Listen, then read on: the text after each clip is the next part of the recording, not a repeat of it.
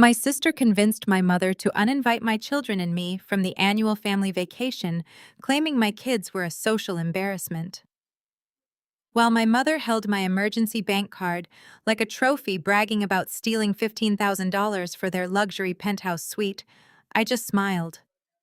They had no idea I had already booked a much better trip. When their Hawaiian dream completely fell apart and mine went ahead, my phone rang 32 times in a single hour. My name is Valerie, 33 years old, and I spent my entire life being the family scapegoat. Before I continue this story, let me know where you are watching from in the comments below. Hit like and subscribe if you have ever had to stand up to toxic relatives who tried to walk all over you. The scent of charred burgers and expensive sunscreen filled the humid afternoon air at the sprawling suburban estate of my mother, Patricia. I was standing near the patio, carefully balancing a tray of freshly grilled food, trying to make sure everyone was served. My 10-year-old son Leo and my 8-year-old daughter Mia were playing quietly near the garden hose, keeping to themselves. They had learned early on that being too loud around my mother and my 35-year-old sister Brooke always resulted in harsh scoldings. Brooke was the undisputed golden child, a woman who treated life like a continuous social media broadcast. I approached the teak patio table where Brooke was holding court with her friends and our relatives. As I set the tray down, Brooke took a sip of her sparkling water, cleared her throat, and looked at me with a patronizing smile. "Valerie, we need to talk about the Hawaii trip," Brooke announced, her voice intentionally loud enough to silence surrounding conversations. "I have been thinking about the resort atmosphere, and to be completely honest, you and your kids are not coming on the family trip. My kids do not want you there." I froze, my hand resting on the serving tray. The chatter around the yard abruptly stopped. I looked at Brooke, trying to process the sheer audacity of her statement. "What do you mean we are not coming?" I asked, keeping my voice steady despite the sudden racing of my heart. "We have been planning this for 6 months. I already requested the time off work." Brooke sighed dramatically, as if explaining something simple to a difficult toddler. "It is a 5-star luxury resort, Valerie. My kids are accustomed to a certain standard of behavior. Your children are simply too loud, and frankly, they are always so poorly dressed. It is embarrassing. We are trying to cultivate a refined experience, and having you trailing behind us, looking like you just rolled out of a cubicle, is going to ruin the aesthetic." The cruelty of her words hung in the air. I glanced over at Leo and Mia, praying they had not heard their aunt call them an embarrassment. For years, my family believed I was just a low-level data entry clerk struggling to get by. They thought my modest lifestyle was a result of failure. They had absolutely no idea that my quiet, remote job was actually the financial technology company I founded and recently sold for $45 million. I kept my wealth entirely hidden because I knew exactly how my mother and sister would react if they knew the truth. Before I could even defend my children, my mother, Patricia, stepped out from the kitchen sliding door. She walked right up to the patio table, standing shoulder to shoulder with Brooke. Patricia reached into her designer pocketbook and slowly pulled out a piece of plastic, holding it up for the entire table to see.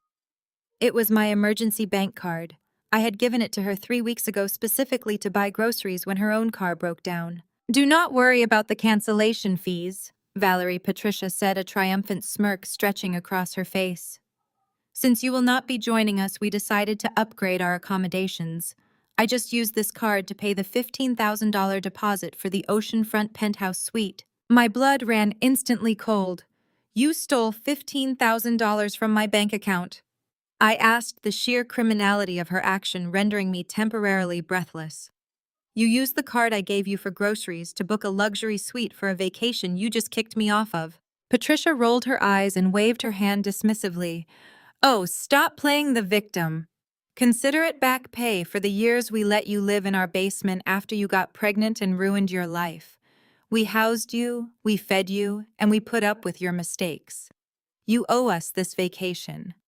Besides, you have been saving every penny from that boring little computer job of yours. It is about time you contributed to the family image instead of dragging it down." Brooke laughed softly, leaning back in her expensive patio chair. "Exactly. You should be thanking us for taking the initiative. You would never know how to appreciate a penthouse anyway. Go buy your kids some new clothes with whatever you have left. The entire yard was completely silent, watching this public execution of my dignity. In the past, the old Valerie would have crumbled. I would have cried, begged for my money back, or run to my car in shame. I would have let their crushing words validate every insecurity they had planted in my mind since childhood. But I did not cry. I did not scream. I did not even ask for the card back. Instead, I just stared at the small piece of plastic in her manicured hand. My mind was already calculating the sequence of events that was about to unfold, because that specific bank card was strictly linked to an automated trap.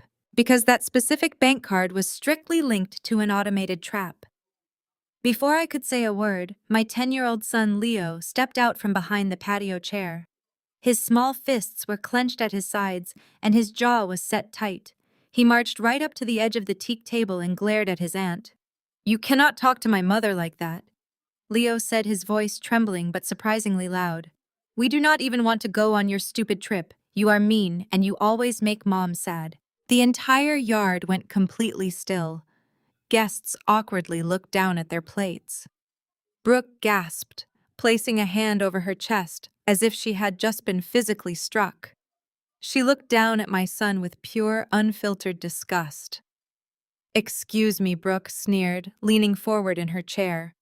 "Someone needs to teach this fatherless brat some manners, since his mother clearly refuses to do it." That was the line. She had crossed a boundary that no one was allowed to touch. The sudden surge of adrenaline in my veins felt like a physical electric shock. I slammed the serving tray onto the table so hard that 2 wine glasses tipped over, shattering against the patio stones. "Get out!" I commanded, my voice dropping to a low, dangerous volume that made several guests jump. "Both of you get off my property right now." Patricia immediately stood up, attempting to assert her usual dominance. "Valerie, do not you dare raise your voice to your sister. She is just stating facts. Your son is out of control and you are overreacting as usual. We are doing you a favor by taking the Hawaiian trip off your hands." I grabbed the back of Patricia's chair and shoved it aside. I said, "Get out. Take your stolen deposit. Take your entitled attitude and leave my house before I call the police and have you escorted off the lawn. The party is over." The guests did not need to be told twice. People began hastily gathering their purses and shuffling toward the side gate, murmuring uncomfortable goodbyes. Brooke scrambled to her feet, her face flushed bright red with embarrassment as her friends witnessed her being thrown out. She grabbed her designer bag and stormed toward the front of the house, with Patricia trailing closely behind her, muttering insults under her breath. I followed them straight to the front door, making sure they actually left. Leo and Mia stayed behind in the backyard, clinging to each other. I unlocked the heavy oak front door and yanked it open. Just as I did, a sleek black sedan pulled into the driveway. Marcus stepped out of the car. Marcus was Brooke's husband, a highly successful African-American architect who ran a prestigious firm downtown. Unlike my sister, Marcus was genuinely kind, grounded, and deeply devoted to his family. He walked up the driveway carrying a large, beautifully wrapped box topped with a bright pink bow.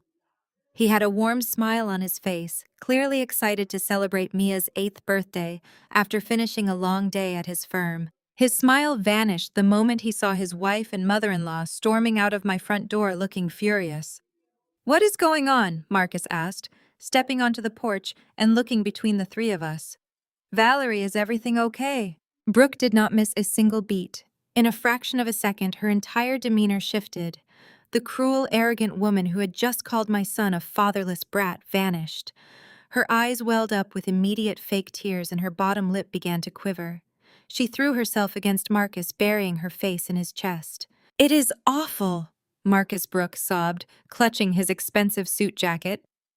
"Valerie just went completely crazy on us. She started screaming and throwing things at the patio table. She kicked us out of the party because she is too cheap to pay for her own kids' flights to Hawaii. She wants us to cover her entire travel bill and got violent when we said no." I stood in the doorway, arms crossed, simply watching the performance. I did not bother defending myself. I knew that jumping into a screaming match would only make me look exactly like the unhinged person Brooke was describing. Marcus frowned, his brow furrowed in deep confusion. He gently pushed Brooke back by her shoulders and looked down at her. Too cheap, Marcus repeated, his voice echoing with genuine bewilderment. Brooke, what are you talking about? I gave you $20,000 from our joint savings account last month, specifically to cover the flights and resort fees for Valerie and the kids. The silence that followed was absolute. Brooke's fake tears instantly stopped. The color drained from her face, leaving her looking pale and visibly panicked. She opened her mouth to speak, but no sound came out. Patricia suddenly looked like a deer caught in headlights. You gave her $20,000 for us, I asked, maintaining my calm exterior while my mind raced processing this explosive new information. Yes, Marcus said, turning to look at me. Brooke told me your company downsized and you were struggling with the mortgage. She said you could not afford the trip, so we agreed to pay your portion. The money transferred weeks ago. I looked straight at Brooke. My company never downsized. I own my company, and my mortgage has been paid off for 2 years. Brooke had spun a massive web of lies, painting me as a charity case to extract cash from her own husband. Patricia quickly lunged forward, grabbing Brooke by the arm and dragging her toward their SUV. We need to go home, Patricia ordered, her voice tight with panic. We can discuss this later, Marcus. Valerie is clearly too emotional. Get in the car. Marcus stood frozen on the porch, staring at me. The battle lines were officially drawn. 1,000 words. As the black sedan stayed parked in my driveway with Marcus still staring blankly at the space where his wife's SUV had just been, I closed my heavy front door. The quiet of my house wrapped around me like a protective blanket, but my mind was moving at lightning speed. My mother and sister had just played their hand, thinking they had successfully stolen $15,000 to fund their extravagant Hawaiian vacation. They thought I was just a helpless data clerk who would cry and panic over a maxed-out emergency credit card. They were about to learn exactly what happens when you steal from a financial technology founder. I walked into my home office and locked the door behind me. I sat down at my custom-built desk and fired up my secure corporate laptop. The glowing blue interface of my company's proprietary banking software filled the 3 large monitors in front of me. I typed in my master administrative credentials, bypassing the standard customer portals to access the raw back-end data of my personal accounts. My phone buzzed on the desk beside my keyboard. It was a text message from Patricia. Do not even bother trying to cancel that credit card, Valerie, the message read. I already transferred the entire $15,000 deposit to the resort. You owe us this vacation for completely ruining the family image today and making Brooke look bad in front of Marcus. You are lucky we even invited you in the first place. Next time, learn your place. I read the text twice, marveling at the sheer delusion and entitlement dripping from every single word. She actually believed she was teaching me a lesson. I did not reply immediately. Instead, I turned my attention back to the glowing monitors. Finding the specific emergency card number was easy. I could see the massive $15,000 pending transaction from the luxury Hawaiian resort sitting right there in my ledger. Any normal person would have immediately hit the bright red fraud button, reversing the charge and locking the card to prevent further damage. But I was not a normal person, and I had zero intention of stopping them from boarding that plane. My fingers flew across the mechanical keyboard, writing a custom security protocol specifically for that piece of plastic. First, I authorized the initial $15,000 deposit, allowing the transaction to clear the resort's merchant account. This would guarantee that their reservation was locked in, giving them a false sense of absolute security. Next, I severed the card from my primary wealth management accounts. I isolated it completely, transferring the balance responsibility to a standalone, high-interest overdraft ledger. Then I wrote the final piece of code, the trap itself.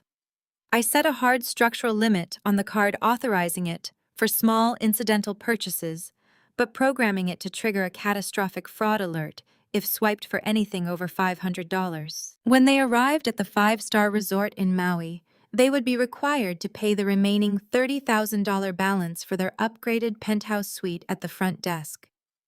The moment that card went through the hotel's reader, my automated protocol would instantly decline the transaction, freeze the account, and flag the attempt as international theft, reporting it simultaneously to both the merchant and the credit bureaus. They would be stranded in paradise, with no money, no room, and a frozen piece of plastic. I leaned back in my leather ergonomic chair and picked up my phone. I typed out a short, simple response to my mother's arrogant message. "Have a great trip, Mom." I hit send and tossed the phone back onto the desk. The satisfaction blooming in my chest was warm and absolute. I was not going to fight them. I was going to let their own greed orchestrate their complete and total downfall. Just as I stood up to go check on my children, a new notification popped up on my email client. It was an automated message directly from the Hawaiian Resort's guest relations management system, triggered by the cleared deposit. I clicked it open and read the bold black text. "Warning to primary cardholder. Your reservation for the luxury oceanfront penthouse suite has been partially confirmed. Please be advised that per our strict corporate security policy, the primary cardholder, Valerie, must be physically present at the front desk with a matching government-issued identification card at the time of check-in. Failure to produce the primary cardholder will result in the immediate cancellation of your reservation and the forfeit of your entire deposit without exception." I smiled so wide my cheeks actually hurt. The resort's own anti-fraud policies were about to do half the work for me. Even if Patricia and Brooke somehow managed to scrape together enough cash to cover the remaining $30,000 balance, the hotel manager was still going to kick them out onto the street the second they realized I was not standing there with them. I closed the laptop and walked out of my office feeling lighter than I had in years. I went straight to the living room where Leo and Mia were sitting quietly on the sofa, still looking worried about the screaming match they had witnessed earlier. "Hey guys," I said, kneeling down in front of them with a bright smile. "I know Aunt Brooke said some mean things today, but forget about Hawaii." Leo looked at me confused. "But Mom, where are we going to go for vacation now?" I shook my head and pulled my personal tablet out. "I booked us something much better. A month-long first-class European vacation and a Mediterranean cruise." The kids erupted into massive cheers, hugging me tightly. Late that night, my doorbell rang. I opened it to find Marcus standing there holding thick bank statements. "Valerie," he whispered, his voice breaking, "I need your help. Brooke is hiding something absolutely massive from me." I stepped aside and let Marcus into my hallway. He walked straight past the living room and headed for the kitchen island, moving with the heavy, dragging steps of a man whose entire reality had just shattered. He dropped the thick stack of printed bank statements onto the granite countertop. The papers scattered, sliding over each other to reveal highlighted columns and circled withdrawal amounts. I poured him a glass of water and slid it across the island. He ignored it. He just stared at the papers, his jaw clenched so tight I thought his teeth might crack. "She drained them," Valerie Marcus said, his voice hollow and devoid of all its usual warmth. "Both of them. My kids have their entire lives ahead of them, but they do not have a single dime left for their future." Brooke emptied the college savings accounts. $150,000 is completely gone. I pulled out a stool and sat across from him.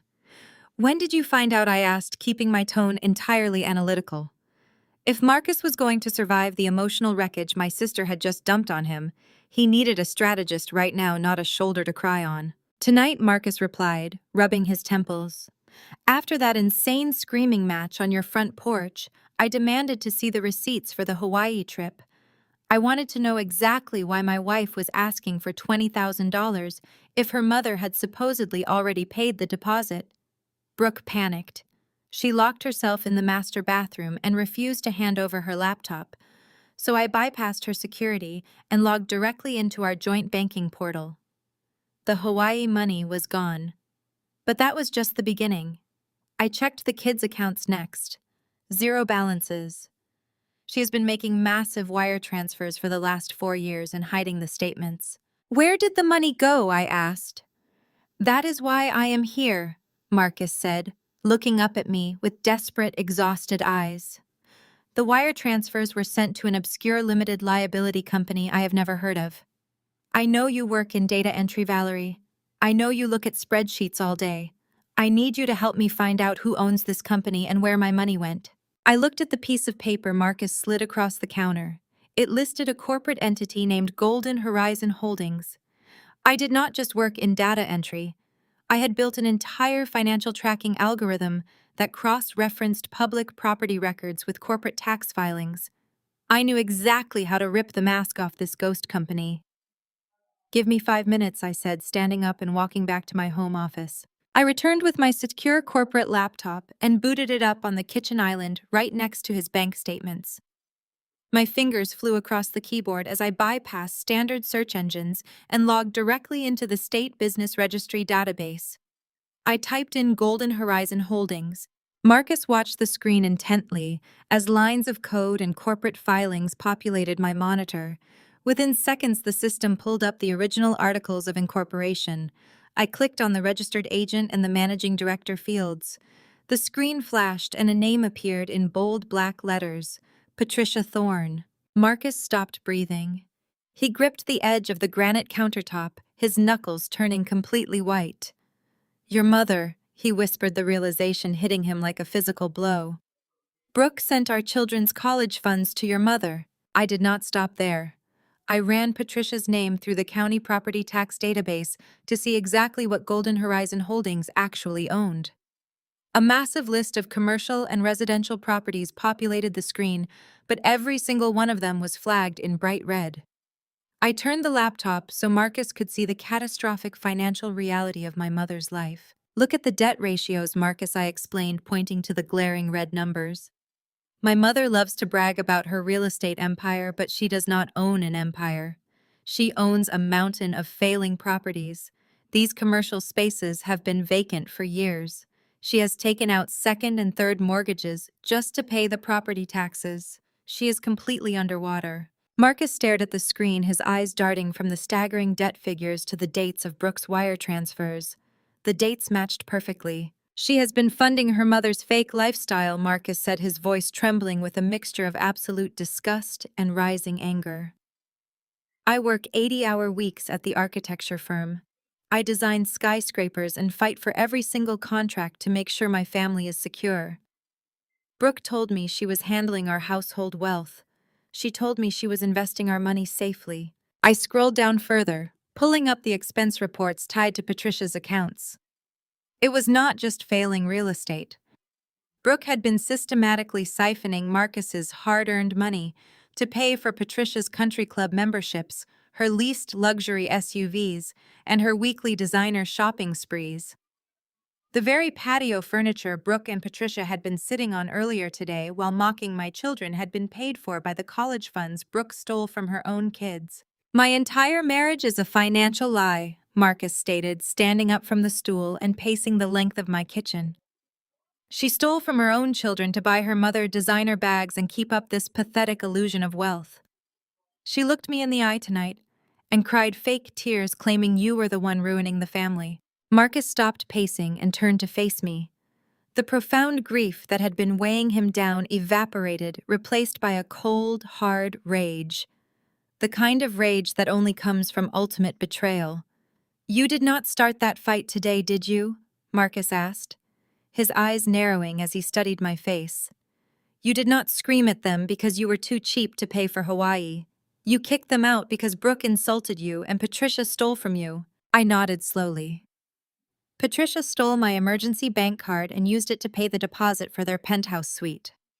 Brooke told my children they were not socially acceptable enough to go on the trip." Marcus let out a harsh, bitter laugh, shaking his head at the sheer audacity of the women he had unfortunately tied himself to. He looked down at the bank statements on the island and then looked back up at me. He knew I was not just a data entry clerk anymore. He had just watched me unravel a 4-year corporate embezzlement scheme in less than 10 minutes. He knew I was infinitely smarter than Brooke and Patricia combined. "What are you going to do about the stolen card?" Marcus asked, his tone shifting from victim to ally. "I already took care of it," I replied, keeping my expression perfectly neutral. "Let us just say their Hawaiian vacation is going to be a very memorable experience." Marcus did not ask for details. He did not ask me to show mercy or reconsider. He simply locked eyes with me, his expression hardening with absolute cold resolve. "I am not going to Hawaii," Marcus said, his voice dangerously calm. "But whatever trap you have set for them, let them walk right into it." Marcus left my house that night a completely changed man. The devastating realization that his wife had stolen their children's future to fund her mother's fake empire had burned away his usual calm demeanor. We did not need to coordinate our next steps. We had a silent, ironclad agreement. He was going to handle the divorce and the massive legal fallout regarding his stolen money. I was going to handle the Hawaiian vacation trap. 2 days passed. 2 days of absolute radio silence from Patricia and Brooke. They were too busy preparing for their stolen luxury getaway to worry about the sister they had just discarded.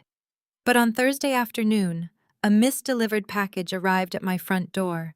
It was a large, heavy box from a high-end boutique, addressed to Brooke, but sent to my address by mistake. In the past, I would have called her to come pick it up. Today, I decided to deliver it personally. I wanted to see exactly how confident they were right before the floor dropped out from under them. I pulled into Patricia's driveway and parked behind Brooke's leased luxury SUV. I carried the heavy box up the front steps and let myself in using the spare key they always forgot I possessed. The moment I stepped into the foyer, I heard Brooke's voice echoing from the formal living room. She was practically shouting, pitching her tone to sound incredibly upbeat and artificial. I walked down the hall and stopped in the doorway. The living room looked like a designer luggage showroom had exploded. Massive hard-shell suitcases lay open on the expensive Persian rug. Brooke had set up a professional ring light on a tripod right in the center of the room.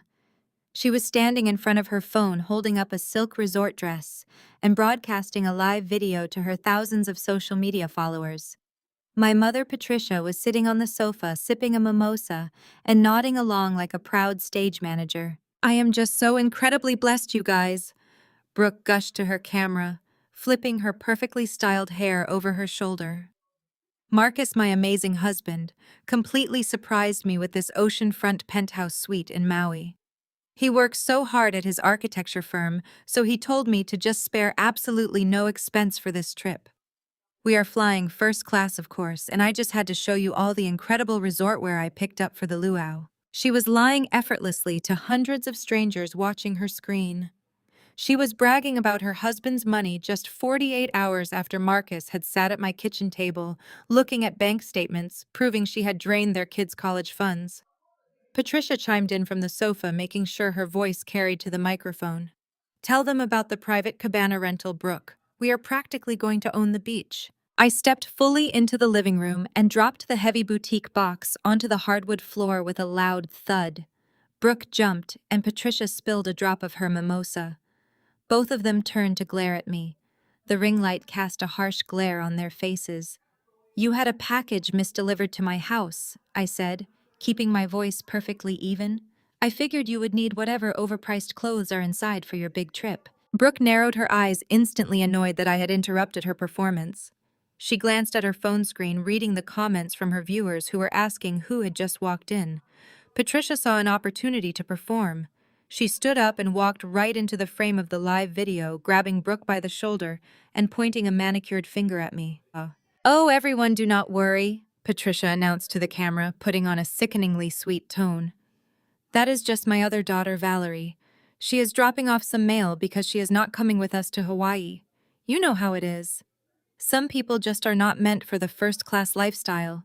They prefer to stay home and live a little more simply." Brooke laughed, a high-pitched grating sound that immediately echoed through the room. "Exactly, Mom. Valerie is more of a staycation kind of girl. We invited her, but luxury travel just is not really her speed. She gets so overwhelmed by nice things."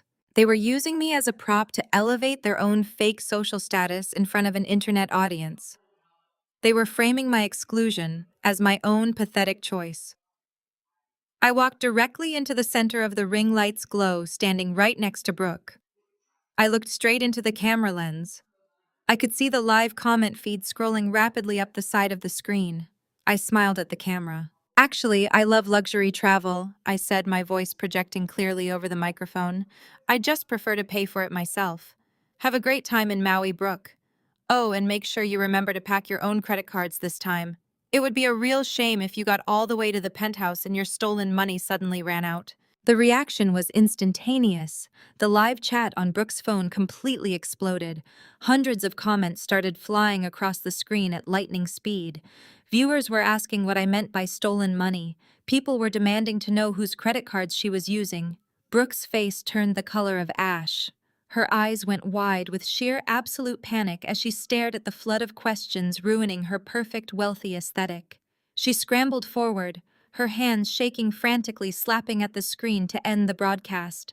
She knocked the ring light over in her haste, sending it crashing to the floor. The room plunged into shadows. "You absolute psycho!" Brooke screamed, clutching her phone to her chest. "Are you trying to ruin my reputation?" Patricia marched toward me, her face contorted with rage. "How dare you come into my house and embarrass your sister in front of her friends? You are a bitter, jealous little girl, Valerie. You are just furious because we are leaving you behind while we go live like royalty. Get out of my house before I have you thrown out." I did not argue. I had delivered exactly what I came to deliver. I turned around and walked calmly out the front door, leaving them standing in the wreckage of their ruined live stream. As I walked down the driveway to my car, my phone buzzed in my pocket. I pulled it out and looked at the screen. It was a high-priority corporate notification from the executive board of my financial technology firm. I opened the secure email and read the executive summary. For the past 3 months, my board of directors had been aggressively negotiating a massive corporate buyout. We were acquiring a major international luxury travel agency, integrating their booking systems into our financial payment software. The email confirmed that the acquisition had officially been finalized and the contracts were signed. I scrolled down to look at the name of the newly acquired subsidiary. It was the exact same elite travel agency Brooke had used to book her entire Hawaiian vacation. Patricia and Brooke were flying to a resort governed by a travel agency that my company now owned. I was no longer just the sister they had kicked off the trip, I was technically their boss. And I held the absolute power to terminate their entire reservation with a single keystroke. I did not press the termination button on my executive dashboard. Canceling their stolen vacation right then and there from the comfort of my car would simply be too easy. It would spare them the public humiliation they had so desperately worked to inflict upon me. I wanted them to fly across the Pacific Ocean entirely unaware that the trap had already snapped shut around their ankles. I locked my phone, slipped it into my pocket, and drove back to my own house. My own sleek leather suitcases were already waiting patiently by the front door. Leo and Mia were practically vibrating with excitement in the living room, holding their brand new passports. I had arranged for a private black car service to take us to the international terminal.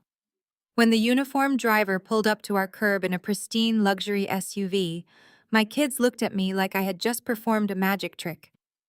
We loaded our bags and sank into the plush leather seats, leaving the toxic suburban drama far behind us. Arriving at the airport, we completely bypassed the chaotic main terminal, where I knew Brooke and Patricia were currently fighting through the grueling security lines. Instead, my driver took us directly to the exclusive private entrance reserved strictly for Emirates first-class passengers.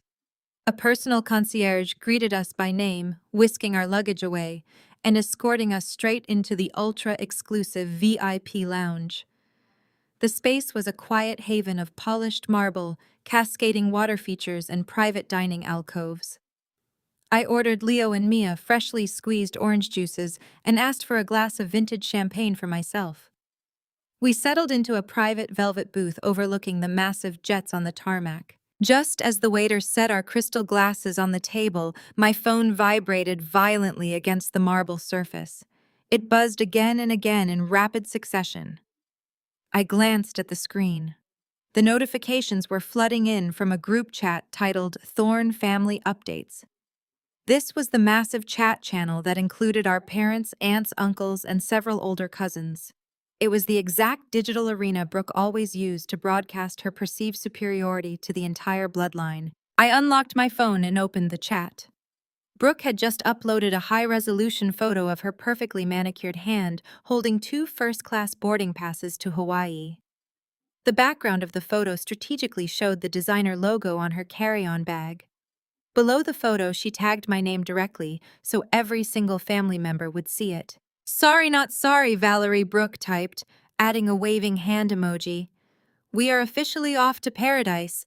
Have fun spending your week off in your cramped living room. Maybe next time you will learn how to budget your data entry paycheck better so your kids do not have to miss out on the luxury lifestyle." Immediately, my mother Patricia chimed into the group chat validating Brooke's cruelty for the whole family to witness. "It is about making the right life choices," Patricia wrote. "Brooke married a successful architect and built a beautiful life. Valerie chose to struggle. Maybe if you went out and got a real job instead of tapping on a keyboard in your pajamas, you could afford to give your children a decent vacation. Have a good week at home, Valerie." A few aunts and uncles added generic heart emojis to Brooke's photo, completely ignoring the blatant insults directed at me. They had spent decades watching Patricia and Brooke treat me like the family scapegoat, and they were perfectly conditioned to look the other way. They accepted the narrative that I was the poor, struggling sister who constantly needed to be put in her place. I sat in the Emirates first-class lounge holding my phone and watching the messages roll in. My daughter Mia leaned over and peeked at my screen. "Is Aunt Brooke being mean again?" she asked, her small voice laced with protective concern. I smiled and locked my phone screen. "Aunt Brooke is just being exactly who she has always been," I told my daughter. "But we are not going to let her ruin our day. In fact, I think it is time we share our own vacation update." I held up my phone and switched it to the front-facing camera. I gathered Leo and Mia close to me, and we held up our crystal glasses. The background of the photo was impossible to mistake. It showcased the iconic Golden Emirates logo, the lavish marble detailing of the private dining alcove, and the sprawling international tarmac behind us. We clinked our glasses together and smiled bright, genuine smiles of pure excitement. I snapped the picture. It was flawless. I opened the Thorne Family Updates group chat.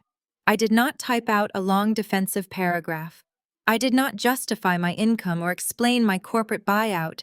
I did not even address their petty insults. I simply uploaded the high-resolution photo into the chat and hit send. I watched the read receipts pop up at the bottom of the screen. I knew exactly what was happening on the other side of the city. Brooke and Patricia were likely sitting in a crowded domestic terminal lounge, sipping cheap wine and staring at their screens in absolute shock. It took less than 30 seconds for the retaliation to begin. Brooke's name popped up indicating she was typing furiously. "You faked that picture," Brooke sent her message appearing in all capital letters. "That is the Emirates VIP lounge. You cannot even get in there without a $10,000 ticket. Stop lying to the family, Valerie. You are probably sitting at a green screen in the mall. This is pathetic even for you." My phone started ringing immediately. It was Patricia calling to demand an explanation, calling to scream at me for daring to challenge their wealthy narrative. I let it ring. I watched the screen light up with her name and felt absolutely nothing but cold satisfaction. The illusion they had built their entire identities upon was beginning to crack. "Excuse me, Miss Valerie," the concierge said, stepping softly into our private alcove. "Your private suite on the flight to Rome is fully prepared for boarding. We are ready for you and your children whenever you wish to proceed." "Thank you." I smiled, standing up and grabbing my carry-on. "Let us go, kids." My phone buzzed again with another frantic text from Brooke, demanding I answer the phone and explain myself. I looked at the screen one last time. I did not type a witty comeback. I just smiled, swiped down to my control center, and pressed the airplane mode icon. The screen went dark, cutting off their toxic lifeline completely. Let them scream into the digital void. I had a flight to Rome to catch, and they had a disastrous Hawaiian trap waiting for them across the ocean. 30,000 feet above the Atlantic Ocean, the world was completely silent. The gentle hum of the Emirates, a 380 engines, felt more like a lullaby than a machine. I sat in my private first-class suite, a glass of vintage champagne resting on the polished walnut table beside a silver tray of beluga caviar. Across the aisle, Leo and Mia were fast asleep in their fully reclining beds wrapped in Egyptian cotton blankets. They had spent the first 2 hours of the flight exploring the onboard lounge and marveling at the endless dessert options before finally crashing. I took a slow sip of my champagne and looked out the window at the endless expanse of clouds. At that exact same moment, back in the United States, Brooke was sweating profusely in the middle of a chaotic, crowded domestic terminal. The air conditioning was failing, and the line for the check-in desk wrapped around the stanchions like a coiled snake. Brooke was struggling to drag 3 oversized designer suitcases across the scuffed linoleum floor, while Patricia stood off to the side fanning herself with a travel magazine and complaining loudly about the service. When Brooke finally reached the ticketing agent, she slapped her bags onto the scale with an exhausted huff. The agent, a tired-looking woman in a blue uniform, typed on her keyboard and looked up. "Ma, your bags are significantly overweight. There will be an excess baggage fee of $450 for the group." Brooke rolled her eyes and muttered an insult about budget airlines under her breath. She unzipped her expensive purse and pulled out her secondary platinum credit card. It was the card strictly linked to Marcus and his personal business accounts. She handed it to the agent with a dramatic flick of her wrist. The agent swiped the card. The machine beeped a harsh metallic sound. The screen flashed bright red. "Decline," the agent said, handing the plastic back. "Do you have another form of payment?" Brooke's face flushed a deep, furious crimson. She snatched the card back and stared at it as if it had personally insulted her. "Swipe it again," Brooke demanded, her voice pitching up in panic. "That is a platinum account. There is no limit. My husband makes more in a month than you make in a year." The agent sighed heavily and swiped it a second time. Same harsh beep, same red screen. "I am sorry, Ma'am, the card is completely frozen." Brooke stepped back from the counter, her hands shaking. She spun around to face Patricia, who was glaring at the delay. "Mom." Marcus froze. "The accounts," Brooke hissed, her voice laced with sudden terror. "He packed a bag this morning and said he had a massive business emergency out of state. He left the house before I even woke up." "What if he found out about the college funds?" Patricia scoffed loudly, waving her hand in the air to dismiss her daughter's entirely justified panic. "Oh, Brooke, stop being so paranoid. Marcus is a workaholic who barely pays attention to his own bank statements. He probably just hit a daily security limit because you buy too many shoes. Who cares about Marcus anyway? We have his money safely tucked away in my accounts, and we still have your sister's plastic." Patricia confidently marched up to the counter, shoving Brooke aside. She reached into her pocketbook and pulled out my stolen emergency bank card. She slapped it down on the counter right over Brooke's declined platinum card. "Run this one," Patricia ordered the agent with an arrogant sneer. "My ungrateful daughter is financing our baggage upgrades today." The agent picked up my card and ran it through the terminal. For 3 agonizing seconds, Brooke held her breath. Then the machine chimed a pleasant, approving tone. A long white receipt printed out. "Approved," the agent said, handing Patricia a pen to sign. Patricia signed my name with a flourish and handed the pen back. She turned to Brooke with a triumphant, validating smirk. "You see," Patricia said loudly enough for the people behind them in line to hear. "I told you Valerie was good for something. She might be a miserable little data clerk sitting in her cramped house, but her credit limit is clearly high enough to serve her betters. Grab your bags, Brooke. We are going to Hawaii." Brooke exhaled a massive sigh of relief, her arrogant posture immediately returning. They gathered their boarding passes and strutted toward the security checkpoint, fully believing they had outsmarted everyone. They had absolutely no idea that I had intentionally programmed my secure financial portal to approve any transaction under $500. The luggage fee was the cheese on the mousetrap, and they had just walked right in. Back over the Atlantic, I connected my tablet to the high-speed in-flight wireless network. I logged into my encrypted company dashboard and checked the real-time transaction logs. There it was. $450 approved at the airline ticketing counter.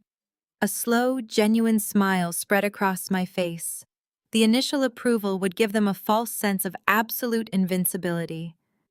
They would spend the entire long-haul flight dreaming of ocean views and luxury service, completely convinced that my stolen card would easily cover the pending $30,000 balance at the resort check-in desk. Brooke and Patricia boarded their flight and settled into their domestic first-class seats, sipping cheap Prosecco from plastic cups.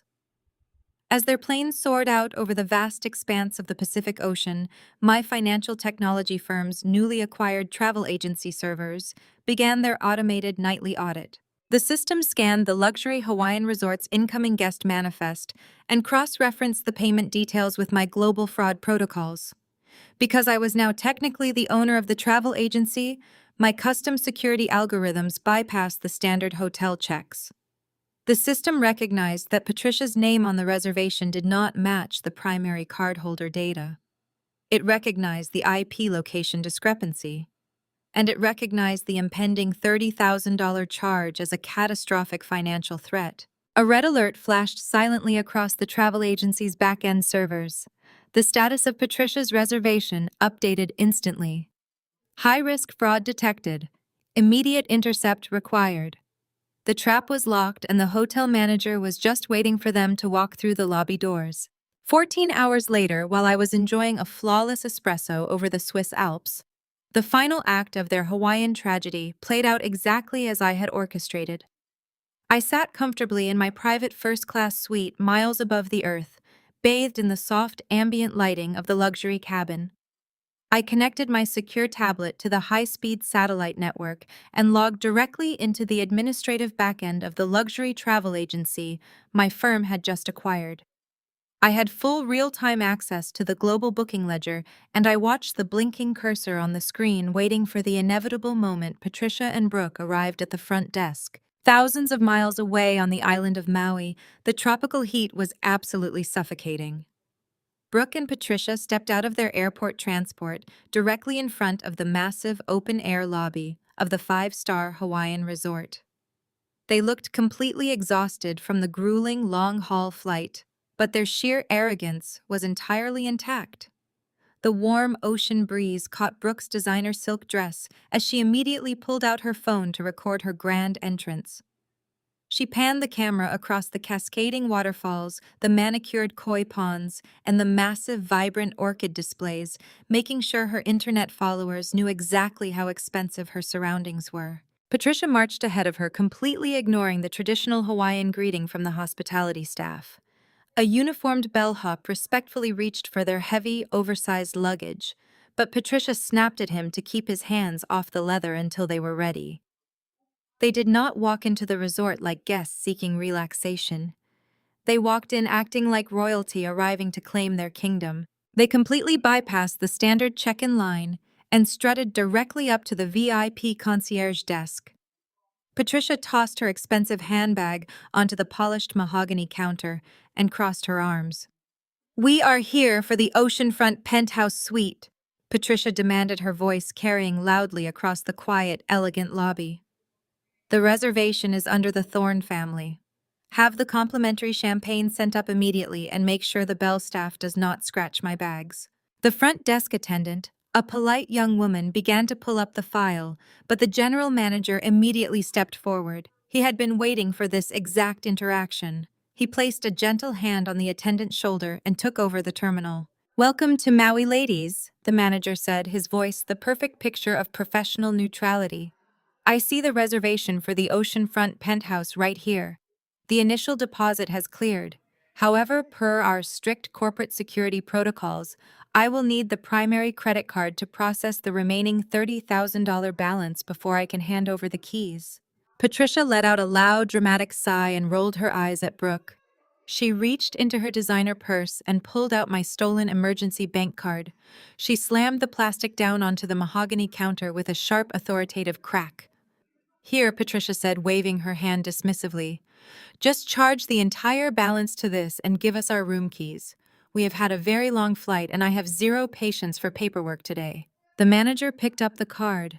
He looked down at the plastic, reading my name printed clearly across the bottom.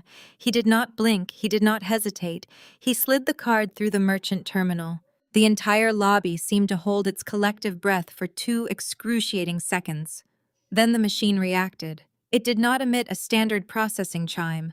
It let out a loud, harsh, aggressive beep that echoed off the marble floors. The terminal screen flashed a blinding bright red. The bold black letters on the display were impossible to miss. Declined. Fraud alert. Patricia stared at the red screen, her arrogant smirk faltering for a fraction of a second, before her entitlement roared back to life. "Your machine is broken!" Patricia snapped, pointing an angry finger at the manager. "Run it again. I am not standing here while your faulty equipment ruins the start of my vacation." "I cannot do that, Mom," the manager replied, stepping back from the counter and placing my card securely out of her reach. "This card has just been flagged by the Global Network for International Theft. The account is entirely locked." Patricia's face turned a violent shade of purple. The sheer humiliation of a declined card in a five-star lobby was too much for her fragile ego to handle. She slammed both hands down on the counter, leaning forward with absolute fury. "Do you know who we are?" Patricia screamed, her voice echoing off the vaulted ceilings and causing several wealthy guests to turn and stare in shock. "You are making a massive mistake. I demand you give me those penthouse keys right now." The manager did not flinch. He looked her dead in the eye with icy, absolute calm. "Yes," the manager replied, his tone dropping an octave. "We know you are not Valerie, the primary cardholder. Per company policy, this reservation is officially canceled. Please vacate the lobby immediately before I am forced to call resort security." Brooke panicked. The reality of being stranded in a Hawaiian lobby with absolutely no room and a crowd of wealthy guests watching their humiliation finally pierced through her delusion. She shoved her mother aside and scrambled to open her own purse. "Fine," Brooke yelled, her face flushed hot pink with desperate embarrassment. "We do not need her stupid card anyway. My husband is a multimillionaire architect. He runs a massive firm downtown. Put the $30,000 on these." Brooke threw two of Marcus's elite platinum corporate cards onto the counter. The manager picked them up and swiped the first one. Another harsh beep. He swiped the second one. The same devastating sound. The manager looked up at Brooke, his expression completely devoid of pity. These accounts were frozen by the primary account holder 3 hours ago." Brooke stood completely paralyzed in the open-air lobby. The manager handed Marcus's disabled platinum cards back to her, dropping them onto the polished mahogany counter like useless pieces of plastic. Patricia opened her mouth to launch another arrogant verbal assault, but the manager simply raised a hand, signaling for the two large resort security guards standing near the entrance. They moved forward immediately. The humiliation was absolute and entirely public. Wealthy guests, sipping their complimentary welcome drinks, paused to watch, as my mother and sister were firmly escorted out of the five-star lobby. They were forced to drag their own heavy, overweight designer suitcases across the pristine stone tiles, while the resort staff watched in complete silence. The security guards pushed them out into the suffocating Hawaiian tropical heat and directed them toward the unshaded asphalt of the overflow parking lot. They had no money, no hotel room, and absolutely no way home. 12 time zones away, the morning sun was reflecting brilliantly off the sparkling sapphire waters of the Tyrrhenian Sea. I was lounging on the pristine teak deck of a private chartered yacht, anchored just off the spectacular Amalfi coast. A gentle Mediterranean breeze ruffled the white canvas canopy overhead, providing the perfect amount of shade. The steward had just delivered a silver tray of fresh espresso, warm pastries, and chilled citrus juices. Down below in the water, Leo and Mia were laughing joyously as they snorkeled in the crystal-clear waves under the careful supervision of the yacht's private dive instructor. I adjusted my designer sunglasses and leaned back against the plush white cushions, feeling a profound, absolute sense of peace. I had spent my entire life walking on eggshells around my family, constantly shrinking myself to fit into their deeply flawed narrative of my failure. Now I was thousands of miles away, floating on a level of luxury that I had earned through my own brilliance and unyielding hard work. I reached over to the small glass table beside my lounger and picked up my phone. It was finally time to check the damage. I toggled off the airplane mode icon and connected the device to the yacht's secure high-speed satellite internet. The second the signal locked in, the phone practically vibrated right out of my hand. The screen lit up with an absolute avalanche of urgent notifications.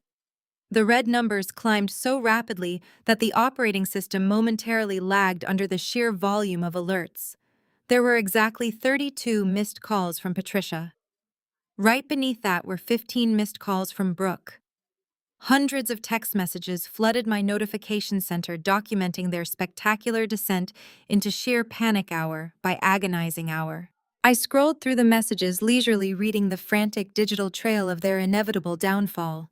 The first few texts were predictably arrogant, demanding I call my bank and fix the supposed security error with my card. An hour later, the tone shifted to aggressive commands, ordering me to transfer funds to them immediately. By hour 3, the messages dissolved into absolute terror as Brooke realized her own husband had completely severed their financial lifeline. Brooke sent a long, rambling message reading that Marcus was not answering his phone and his executive assistant had hung up on her. She begged me to fix the situation, claiming they were entirely stranded and out of options. Brooke's texts shifted rapidly from furious entitlement to desperate pleading. "Valerie, please answer the phone," she had texted. "The manager is threatening to call the local police if we do not leave the property. Marcus canceled my flights. He canceled my credit cards. I do not know what you told him, but you need to send us $30,000 right now, or we are going to be sleeping on the public beach."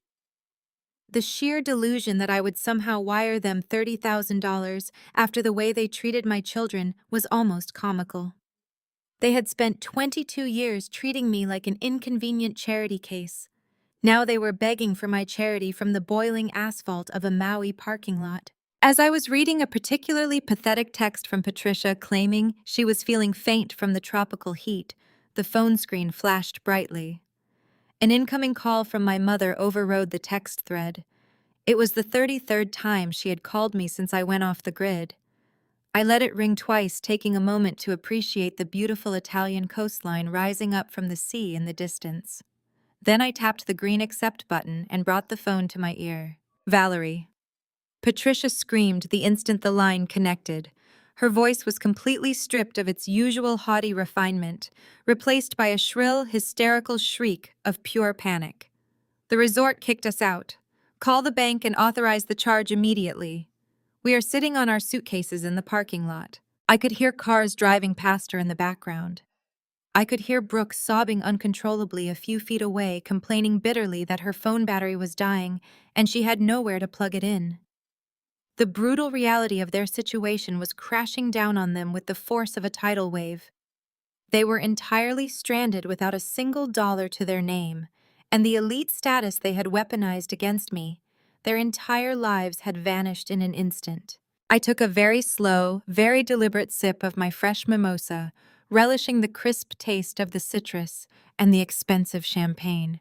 "Mom, you told me that card was back pay for my existence," I replied, my voice completely calm and devoid of a single ounce of pity. "I assumed you had the rest covered. Have a great vacation." I pulled the phone away from my ear, ignoring her sudden desperate wail, and pressed the red button to end the call. I did not block her number. I simply muted the notifications, ensuring I would never be disturbed by their chaos again. The trap had closed perfectly. I closed my eyes and listened to the gentle sound of the Mediterranean waves, knowing the rest of my life was just beginning. Brooke stared at the hotel manager, unable to process the words coming out of his mouth. Her brain short-circuited. She reached out and snatched the platinum cards off the mahogany counter, staring at the embossed numbers, as if they had somehow transformed into a foreign language. The security guards took a step closer, their massive frames casting long shadows over her and Patricia. The manager simply pointed toward the glass exit doors. The walk from the pristine, air-conditioned lobby to the overflow parking lot felt like a death march. The midday Hawaiian sun beat down on the black asphalt, radiating a suffocating heat that instantly caused Brooke's silk designer dress to cling to her skin. Patricia was practically hyperventilating. She kicked her own heavy suitcase, sending it toppling over onto the hot pavement. "Call him right now," Patricia shrieked, her face glistening with sweat and sheer panic. "Call your husband and make him fix this. He obviously made some sort of clerical error with the bank. Do not just stand there looking stupid, Brooke. We are in the middle of a parking lot. Brooke fumbled with her phone. Her perfectly manicured fingers were shaking violently. She pulled up Marcus's contact and hit dial. She paced a tight circle around her overturned luggage, breathing heavily. The phone rang once. It rang twice. Brooke immediately squeezed her eyes shut and forced her voice to tremble. She shifted her posture, morphing instantly from the arrogant woman demanding penthouse keys into the fragile, helpless victim she always played when she needed Marcus to rescue her. Marcus Baby Brooke cried out the second the line connected. Her voice was breathy and laced with manufactured tears. "Thank God you answered. Something is horribly wrong. We just got to the resort and my cards are not working. The bank made a massive mistake and locked my accounts. The manager here is being completely unreasonable and rude.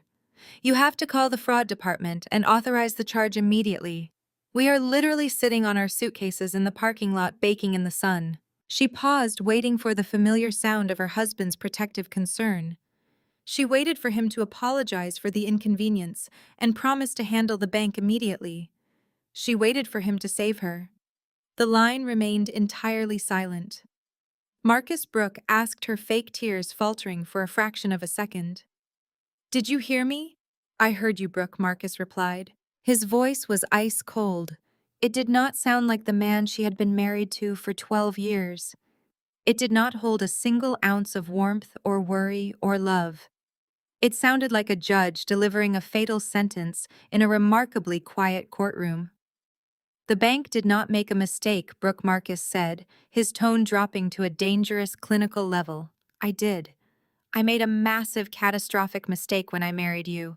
And I made an even bigger one when I blindly trusted you with our children's college funds." Brooke stopped pacing. Her heart slammed against her ribs like a trapped bird. The stifling tropical heat suddenly felt freezing. She opened her mouth to speak, to spin another elaborate lie, to deflect and manipulate, but her throat clamped shut. "I know everything," Marcus continued, his voice cutting through the humid Hawaiian air like a surgical scalpel. "I was sitting at Valerie's kitchen table while you were on your flight. We looked at the public records. We looked at the state business registry database. We followed the wire transfers. I know about Golden Horizon Holdings Brooke." Patricia, who had been standing a few feet away, waiting for the good news, instantly froze. She whipped her head around to look at Brooke, her eyes widening in absolute horror at the mention of her fake company. "Marcus, you are misunderstanding?" Brooke stammered, her voice completely losing its practiced victim pitch. "The money was just an investment. My mother needed a bridge loan for her properties. It was a secure financial decision. I was going to put it all back before the kids went to college. You have to listen to me." "Do not insult my intelligence by calling theft an investment," Marcus snapped, his voice echoing with absolute disgust. "You drained $150,000 from your own flesh and blood. You funneled $80,000 just last month directly to your mother so she could pay off her country club dues and keep a leased luxury vehicle in her driveway. I work 80 hours a week designing buildings to secure our family's future, and you systematically gutted our wealth to finance a pathetic illusion. You lied to my face every single day." Brooke began to sob, but this time the tears were incredibly real. Salty, heavy drops streamed down her face, ruining her expensive makeup. She gripped the phone with both hands, pressing it hard against her ear. "Please, Marcus," Brooke begged, her voice cracking into a pathetic whine. "Please do not do this. I am your wife. We can fix this. I will sell my jewelry. I will make my mother sell her car. We can pay it back. Just turn the credit cards back on so we can get a hotel room tonight, and we will fly home tomorrow to talk about this. I have nowhere to go. We are stranded." "You are exactly where you deserve to be," Marcus replied, completely unmoved by her desperation. "You and your mother sat on patio furniture bought with my children's stolen future and mocked Valerie for being financially responsible. You left your sister out of a family trip and expected me to foot the bill. You chose your mother's fake empire over our marriage and over our children.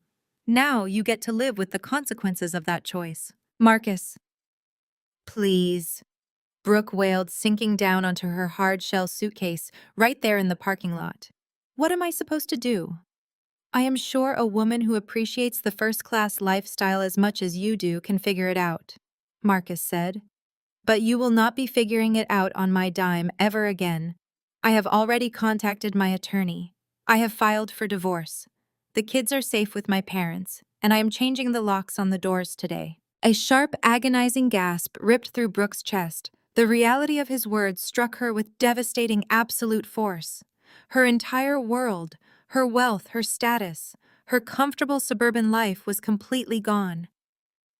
"Do not bother coming back to my house," Marcus said, dropping the final fatal blow. "You have nothing left here." The line went dead.